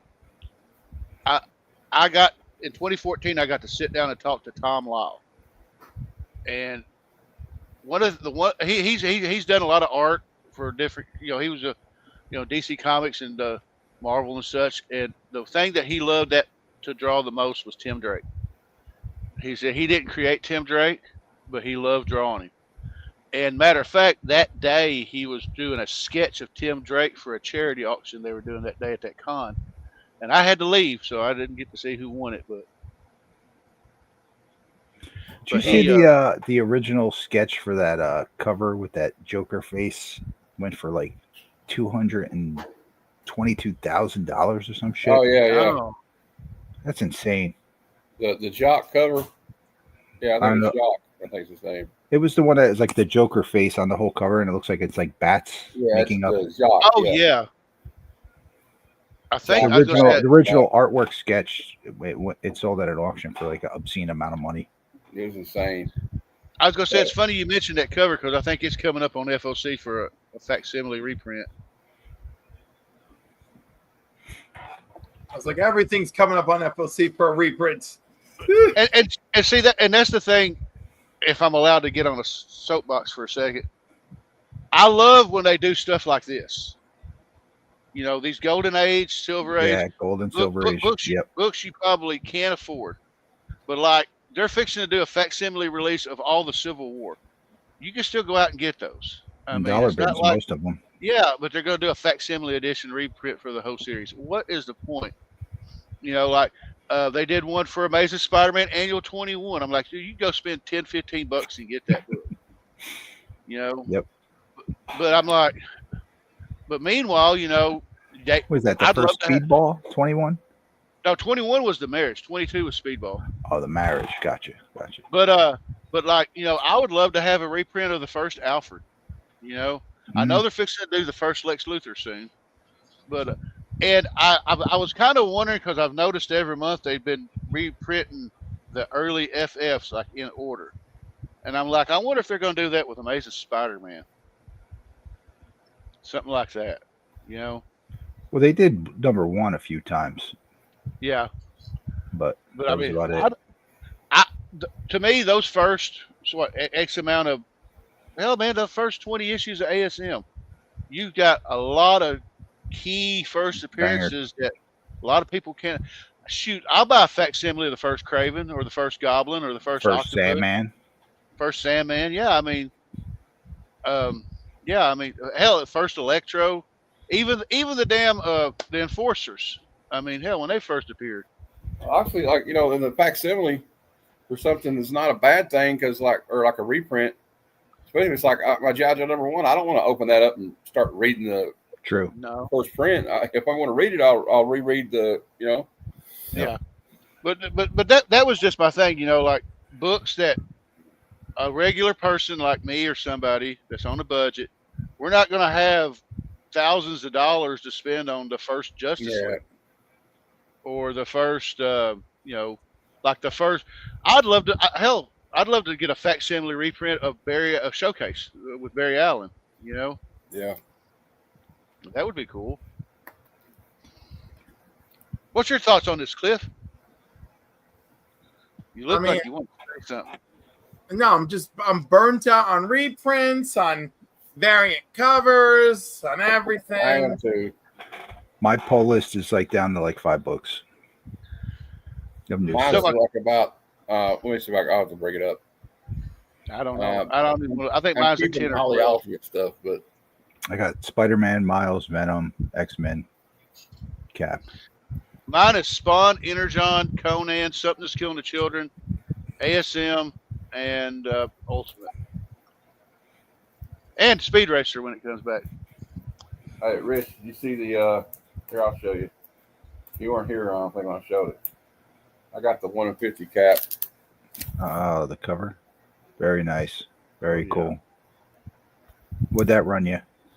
Actually not bad. I paid $15 for it. Nice. There's a little hack I learned about. If you really, that might be the last ratio I'll get for a while, but if I see one that like kind of speaks to, you know, I go to Whatnot on Tuesday evening around 5. There's a place called Capital Comics. They're from Raleigh, North Carolina, and they start their ratios for their like new ratios for the upcoming Wednesday at $1 start. Wow. So, won it for $15. Yeah. Nice. So, have y'all ever bought a comic just because something crazy happened in it? And I'm going to use this as an example for me. I bought this book. I bought I think it was issue 54 of Green Lantern. I bought it for $1 out of the dollar bin just because I knew that in the back of it, it had that shot where, what was it? Major Force put Kyle's girlfriend in the refrigerator. Yeah, listen, I a lot of books like that. Like, so whenever, especially Marvel, man, because I feel like they always break down the boundaries before anybody else. Yeah. Like the first black superhero, all that stuff. So I was a big Alpha Flight fan. I stopped collecting for a while, and then they announced that North Star came out as gay, and that was the first gay superhero. So I ran out and got the second print, and then years later I found the first print, and I have them double signed, waiting to get graded, because I just think that's stuff like that's important, because I feel like sometimes comic books break down these boundaries before society does. Cliff, was North Star the first gay superhero? This is not as okay. Yeah. Yeah, actually, well, no, I mean, technically, it was Marvel's first openly gay superhero. What's his name? DC, the magic user there. I forgot his name, and I was gonna say, and multiple writers brought him back to fix him. But he wasn't a major character, and I feel like they didn't originally announce him. No, right from New Guardians, they announced him. They beat Marvel to the punch on that. But really, like, the first villain they fought was an HIV infecting vampire villain. Oh yeah, I remember that. Let's not forget about what's his name with the cocaine superpowers. I was fixing to bring that up. That one up. That was the other one. I bought out of a dollar bin because it was Snowflame. The first appearance of Snowflame, and I bought it just because he got powers from snorting cocaine. I was like, that's all I needed. The only reason I needed to buy the book. I mean, geez, that reminds me. That's not the right boundary to kick down. You know what I mean? It's like, here, kids, do cocaine, kids. It'll give you superpowers. So right, Extraño shows up in Millennium #2 in 1988. And of course, Millennium. And although he is an openly gay character, the word "gay" was never allowed to be used. Well, because you said when you say Millennium, I'm sitting there, are you talking about this? You're talking about the miniseries, right? Yes, the miniseries Millennium. He is first appearance. One was Alpha Flight 106. That was the 90s. Yeah. And that made the news. It was did. On national television. I remember watching it, like, holy shit.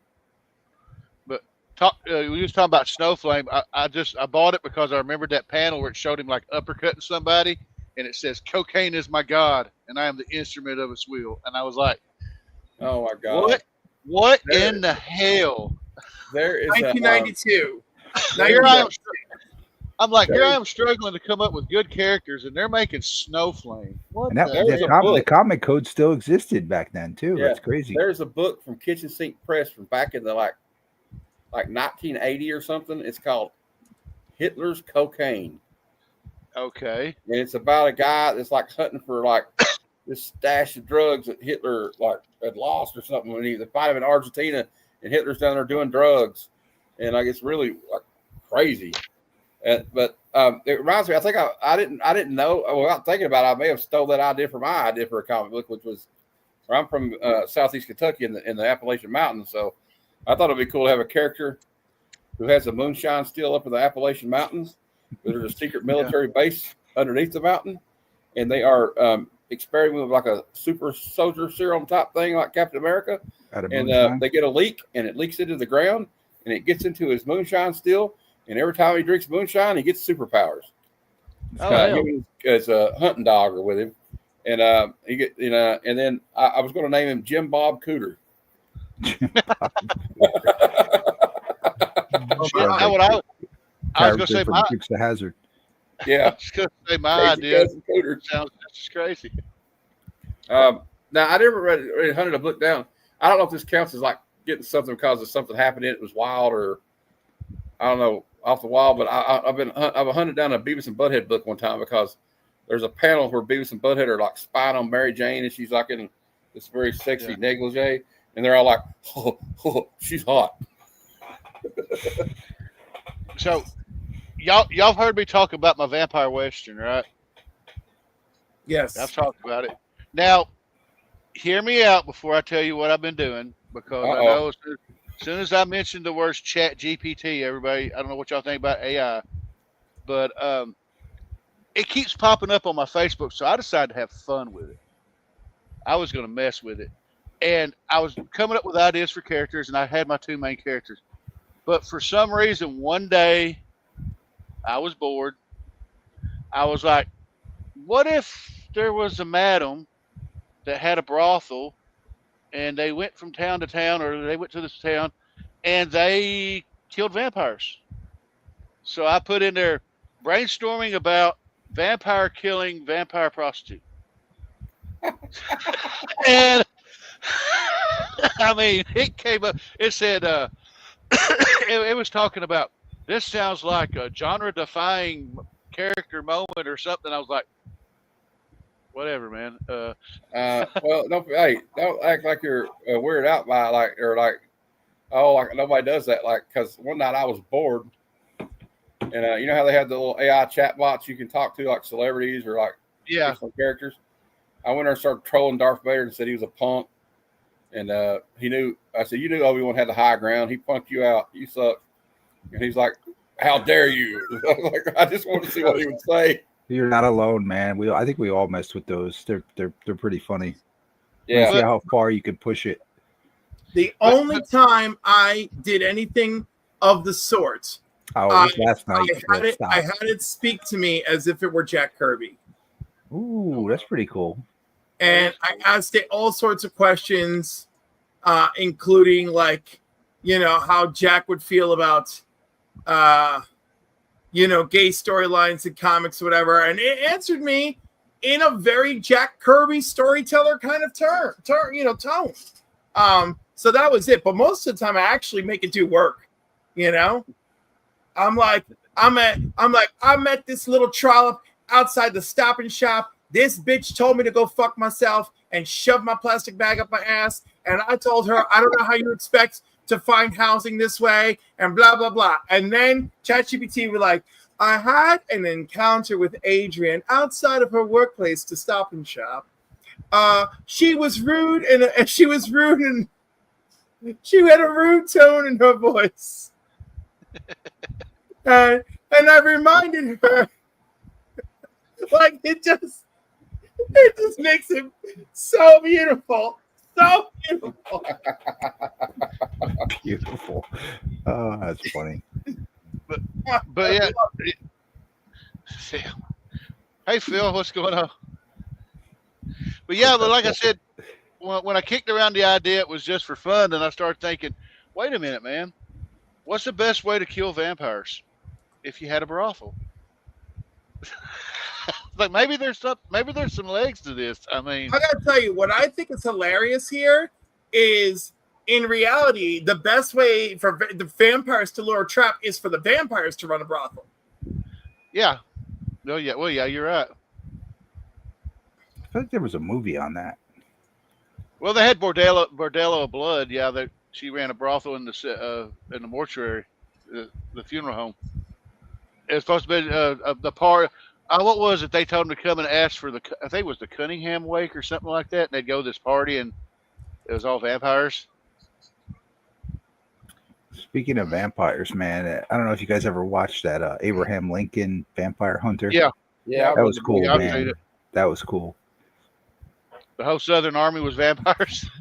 That was, and you're thinking about like, man, this could be true. Like, this could be like wild.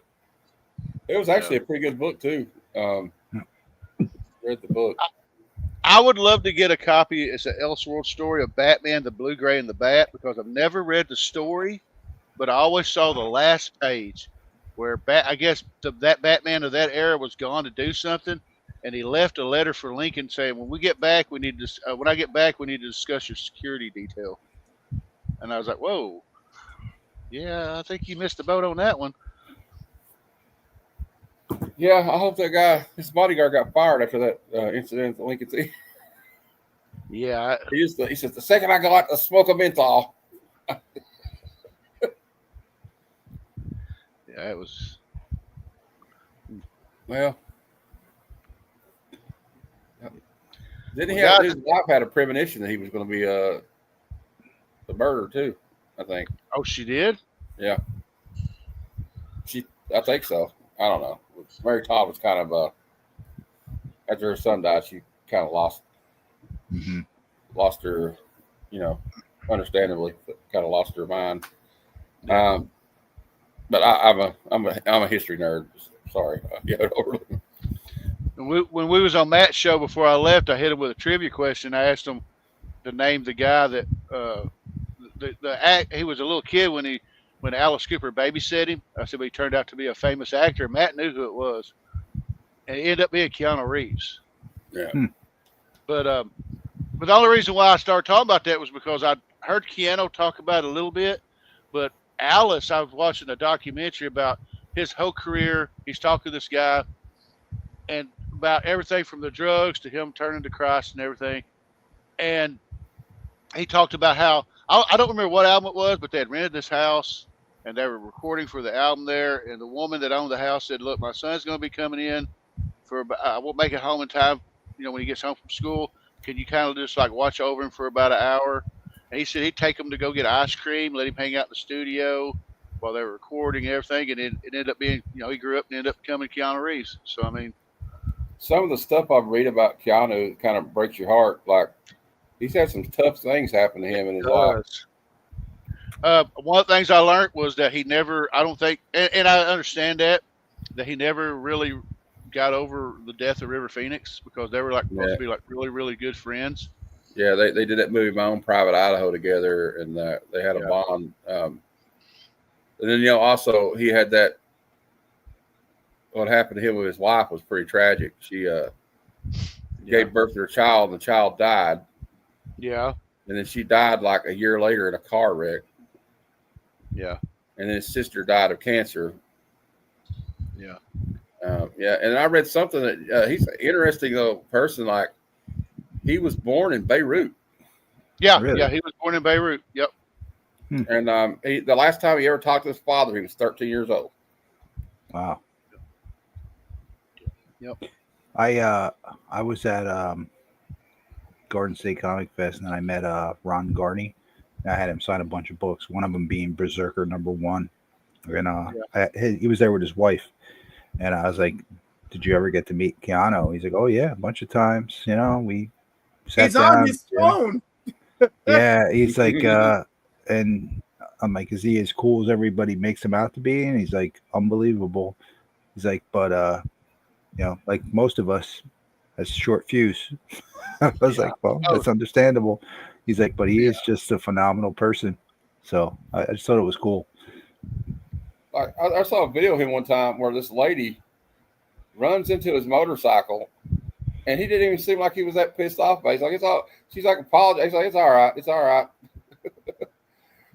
Like he was like trying to like make her feel better. I thought it was kind of funny. And then you hear stories about him, like on the, like he felt like because he was making so much money from the Matrix films and the royalties and everything that he gave bonuses to like every member of the crew. And didn't have to. I heard a rumor that when he which movie was it? I want to say it was The Devil's Advocate, that he took a pay cut so they could get Pacino. I don't doubt it. It's just you think of like people you try to aspire to be, I guess, you know what I mean? It's like you'll never be able to live up to some of the standards set by some people that just and live it's their actually life the right way. Hear some of the stories come out of Hollywood about some of these producers and actors, and actresses that there's people like that, and then another one's Denzel Washington, I think. Yeah. Keanu gave out. So Keanu made $200 million in total from the trilogy. He gave away $75 million to the visual effects and costume teams acknowledging their significant contributions to the film's success. It gifted custom-made Harley-Davidson motorcycles to the entire stunt team as a token of appreciation. Okay, that's what it was. Yeah. And he donated 31.5 million to leukemia research inspired by his sister's battle with leukemia. Wow. Yeah. It's crazy. That is amazing. That's 70% of his earnings from the first film alone. Yeah. Because of the back-end profits, and he donated it to leukemia research. And he kind of lives like a little modestly too. He doesn't really have like takes all public these villas and transportation or anything. Yeah. You know? Yeah. What's I don't even know where in he the lives. world. I mean, He's one of those guys I'd love to meet at least once. yeah. Yep. And there's another story. Have you heard the story about how he was in an airport and he was on a flight and it got canceled or delayed, and they weren't going to be able to leave for like 2 days or something, or like a day. And he, like, there was other people on the plane. He's like, you guys want to, I'm going to rent a bus. You guys want to ride with me or something like that? And they rented a car or something. And he rode with them to they're all going to the same destination. Oh, wow. But you hear that stuff about Robin Williams too, though. Like, Yeah. he would make sure right. that homeless people had jobs. Yeah, he used to hire the homeless as like extras in his films. Yep. Yeah. Oh, poor Rob. And he was like a guy that always stuck with Christopher Reeve, you know, and Oh yeah. well, they were roommates, I think, at Juilliard. So, Well, I mean, Tyler Perry, on his 300 acres, has housing for single mothers and abandoned LGBTQ youth, and offers them training in his studios so that they can have a career working in films. cool. That's pretty good. Oh wow, that's pretty cool. And I'm always so impressed by that. He's definitely one of these people where, like, Cicely Tyson, because she was never, even for her biggest movie that she ever made, she made nothing. And he paid her $1 million for 1 day of work just to show her what she was worth. And then it turned out that he paid her rent for years until she died. Really? Yes. Really? He was supporting her because he thought it was a shame that an icon and legend like her should have, like, no support, nothing. I think it's good when people do like stuff like that. They don't really advertise it though. You know what I mean? Like, they're not trying to get accolades for it. Like Neil Adams, when they bring it back to comic books, I guess. Yeah, he burst in. He's like, where are they? Where are Jerry Siegel and Joe? Yeah, exactly. It's like these people are, and one of them was working as like a postal worker or something. Yep. Or a mail sorter, and they're like, this guy deserves to be on the Mount Rushmore of comic books, and you guys haven't paid him a dime. So the Simonsons, Louise and Walt Simonson, they charge $10-$20 to get signatures done. They donate every single penny to, they call it Heroes, but it's a fund for, comic book artists and people that worked in the industry that lost benefits and stuff throughout the years to help fund that, so they still have some type of health care and everything else. So I thought that was pretty cool, because I gladly pay, whatever they charge, and they donate it all. Well, now that I know that, if I ever get a chance to get something signed, I will. Because some people, there's been some tragic. Yeah. What's so tragic is there's a lot of tragic stories. Like the main one that sticks out to me is like Bill Finger. I mean, he died penniless, like nothing, and he helped like come up with some of the most iconic parts of Batman. And he did a lot of other writing too. And like, it's like he never really got any recognition that I think he deserved, because Bob Kane's kind of a glory hound, or was. He was. But there's a funny story. You need to look it up. I don't know if I can find it. There's like it's hard to listen to when you're on. There's like a video somewhere on YouTube. I don't know what convention. It's like 7 or 8 years ago. Steranko was on like a panel, and he talks about, somebody asked him about Bob Kane, and he tells a story about Bob coming up behind him at a restaurant, and like smacking him in the back of the head or something, going, "Hey, how you doing, Jim?" And like being real like cocky and like kind of a jerk. And he said when he left, I was like, next time I see that SOB, I'm going to get him. And then the next time he saw him, he walks up to him and open hand smacked him right in the head. Said, "Hey, Bobby, how you doing?" And walked off. I was gonna say, when y'all talk about Bob Kane, I told my wife the scene in Batman. You know, the scene where Knox is in the newsroom. That guy that hands him the picture says, "Hey, I got you something on Batman." It was that picture of Batman in a tuxedo, and it says Bob Kane. Yeah. I guess that guy's supposed to be Bob Kane. Yeah. After hearing the thing about Bill Finger and Bob Kane, now every time when Knox turns around and goes, "What a dick," and I'll be like, "Dude, you have no idea."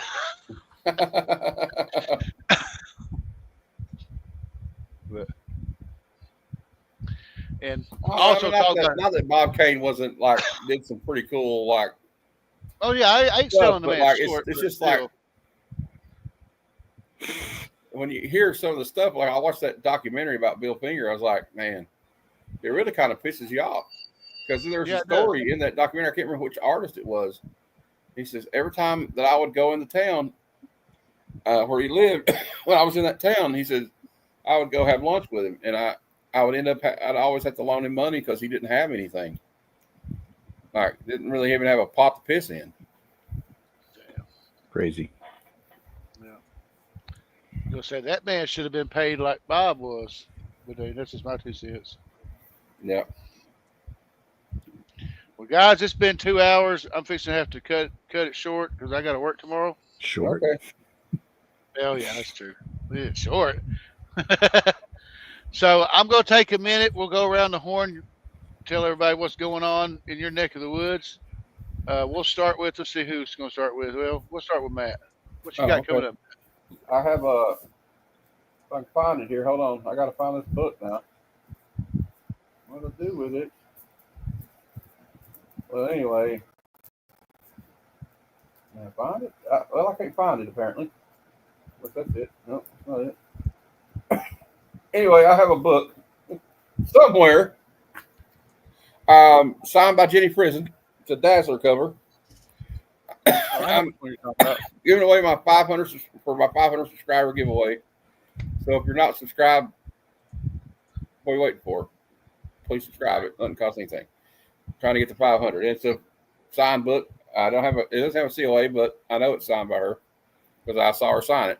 Anyway, and then I have tomorrow at 6 p.m. Eastern, the Sunday Super Show Extravaganza. We go over like the previews for the upcoming comic book day and trending books of the week, the new key issues coming out, and another little thing I call out of context panels. And then Monday at 12:30, I'll talk to Tony. We might schedule it for 1 o'clock. I don't know what time would be good for you, Tony.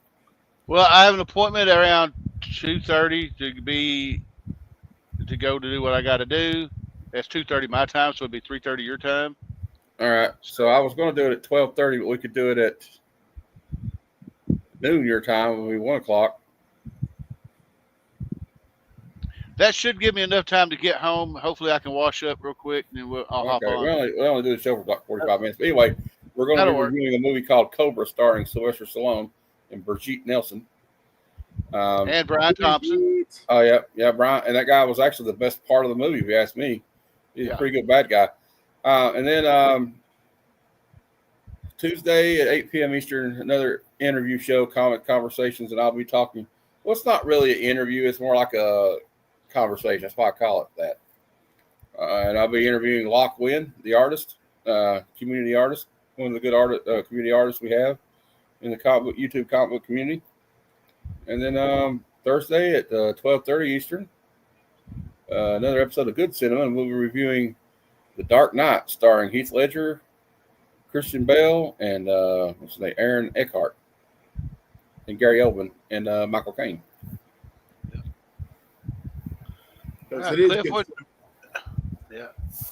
Cliff, what you got, buddy? I don't freaking know what I got going on anymore. It's all the tomorrow. I got the Council of Comics tomorrow at 5, and we do our movie thing. I probably have to watch. I still have to watch whatever movie we're watching. And Monday nights is New Keys and Hot Comics of the Week at 8 p.m. Eastern with the Council of Comics. Wednesdays is our live hangout at 8 p.m. Eastern. I think I got something going on Tuesday that I already forgot about, but I'm sure I'll be there. And then I'm sure I'm doing something Friday or Saturday, and I'll remember eventually. And there's a box, a big ass box sitting in the corner that I still haven't done an unboxing for. I'm sure that's coming. And I suppose I'm going to be on Dan's Saturday night show. I'll be with Dan next Saturday. Him and I'll be there. And, you know, and that's about it. Rich, what you got coming up, buddy? I have no schedule, but I typically drop at least one cleaning and pressing video a week. If you want to learn how to clean and press comics, you're just getting started, check out my channel. I probably have 70 different cleaning and pressing technique videos that you could watch and learn from. I've been watching them. I'm not the best in the business, but I've been doing it a while, so I think I perfected at least the basics of cleaning and pressing books. So check it out. That's it. By golly, we're Friday night at 10. Friday night at 10. I have Austin LeMay on. Okay, there you go. Yes. Well, for me, there may be a Monday mail call video. I still got a few of them I hadn't shared yet. I got one from the Council of Comics I haven't shared yet. I need to get it done. Other than that, like I said earlier, hopefully, if I can stick to the schedule, this Friday will be a new episode of Tony's Comic Spotlight, episode 70, which will be Avengers Annual number 10, the first appearance of Rogue. That'd be pretty cool. And then hopefully, you know, next Saturday we'll be back here at 7 o'clock. And I'm wanting to do something. I told Voggs that I want to do an 80s theme show where we just sit back and talk about movies, comics, TV, everything from the 80s, because I just want to do something about the 80s. Sounds like fun. Yeah, you know, I was born in the 70s, raised in the 80s. We'll just talk about whatever. Same here. I figure it'd be fun. Now I feel like I don't have to watch Cobra again because I've seen it enough. But I'll probably watch Cobra again tomorrow anyway. It just gives me an excuse because I freaking, like I said, I love that movie. And like one of the nice tidbits that I always get a kick out of, because I can never remember his name, but anybody that's ever seen Cobra, that little bitty annoying little piece of trash that he knocks out at the end, the one that's always trying to, he don't want to call him, he always questions his methods and everything. That's the same guy that played the Scorpio Killer in Dirty Harry. Oh yeah, he was always good at playing like a horrible asshole. Yeah, but I'm gonna have a ball talk about that, especially that, and then like Matt said, when he does the Dark Knight on Thursday, that's gonna be pretty cool because I'll be off Thursday. And then like I said, yeah, and then maybe next week. This was an experiment to see, because I've always had Saturdays off when I worked at Butterball, but I wanted to see if I still wanted to do them on Saturdays or move to one of my days off. But I think I like it. His name is Andrew Robinson. Andrew Robinson, yeah. He's a pretty damn good actor. He's a good actor. Really. It's like the guy that plays in the Warriors. I can't remember his name either. He was in The Crow. He's always good at playing a little slimy bad guy. Yeah, I know, and I know exactly who you're talking about. The one that he blew up in the car. And that, hold on, I'll find his name. And I'll call. There's two guys that are good bad guys. Where's his at? No, I can't find it. Never mind.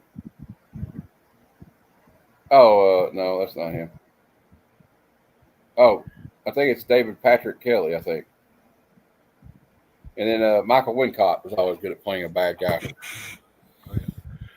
So I'm going to take a minute. I'm going to take a minute. Thank everybody. I want to thank Rich, Cliff, and Matt, and Voggs for hanging out in the panel. I want to thank everybody for hanging out in the chat. This was fun. Y'all don't know how much I missed this. I should have came back a lot sooner, and maybe I could get back to a regular basis of doing this. Because I mean, let's be honest. I've talked about everything that's happened to me in the last year. I'm trying to move on. It gets rough. And somewhere along the way, I lost my drive, but I think I'm slow. Like I told my wife, when I was doing the Firestorm spotlight, when I was editing and everything, I kind of started getting it back, so maybe it's a good thing. But everybody, thanks for watching. We'll see y'all next week, and that's it. So until next time, everyone, be safe, take care, and God bless. We'll see. I wonder, will we ever see each other again? Who knows? God willing, we'll all meet again in Spaceballs 2, the search for more money.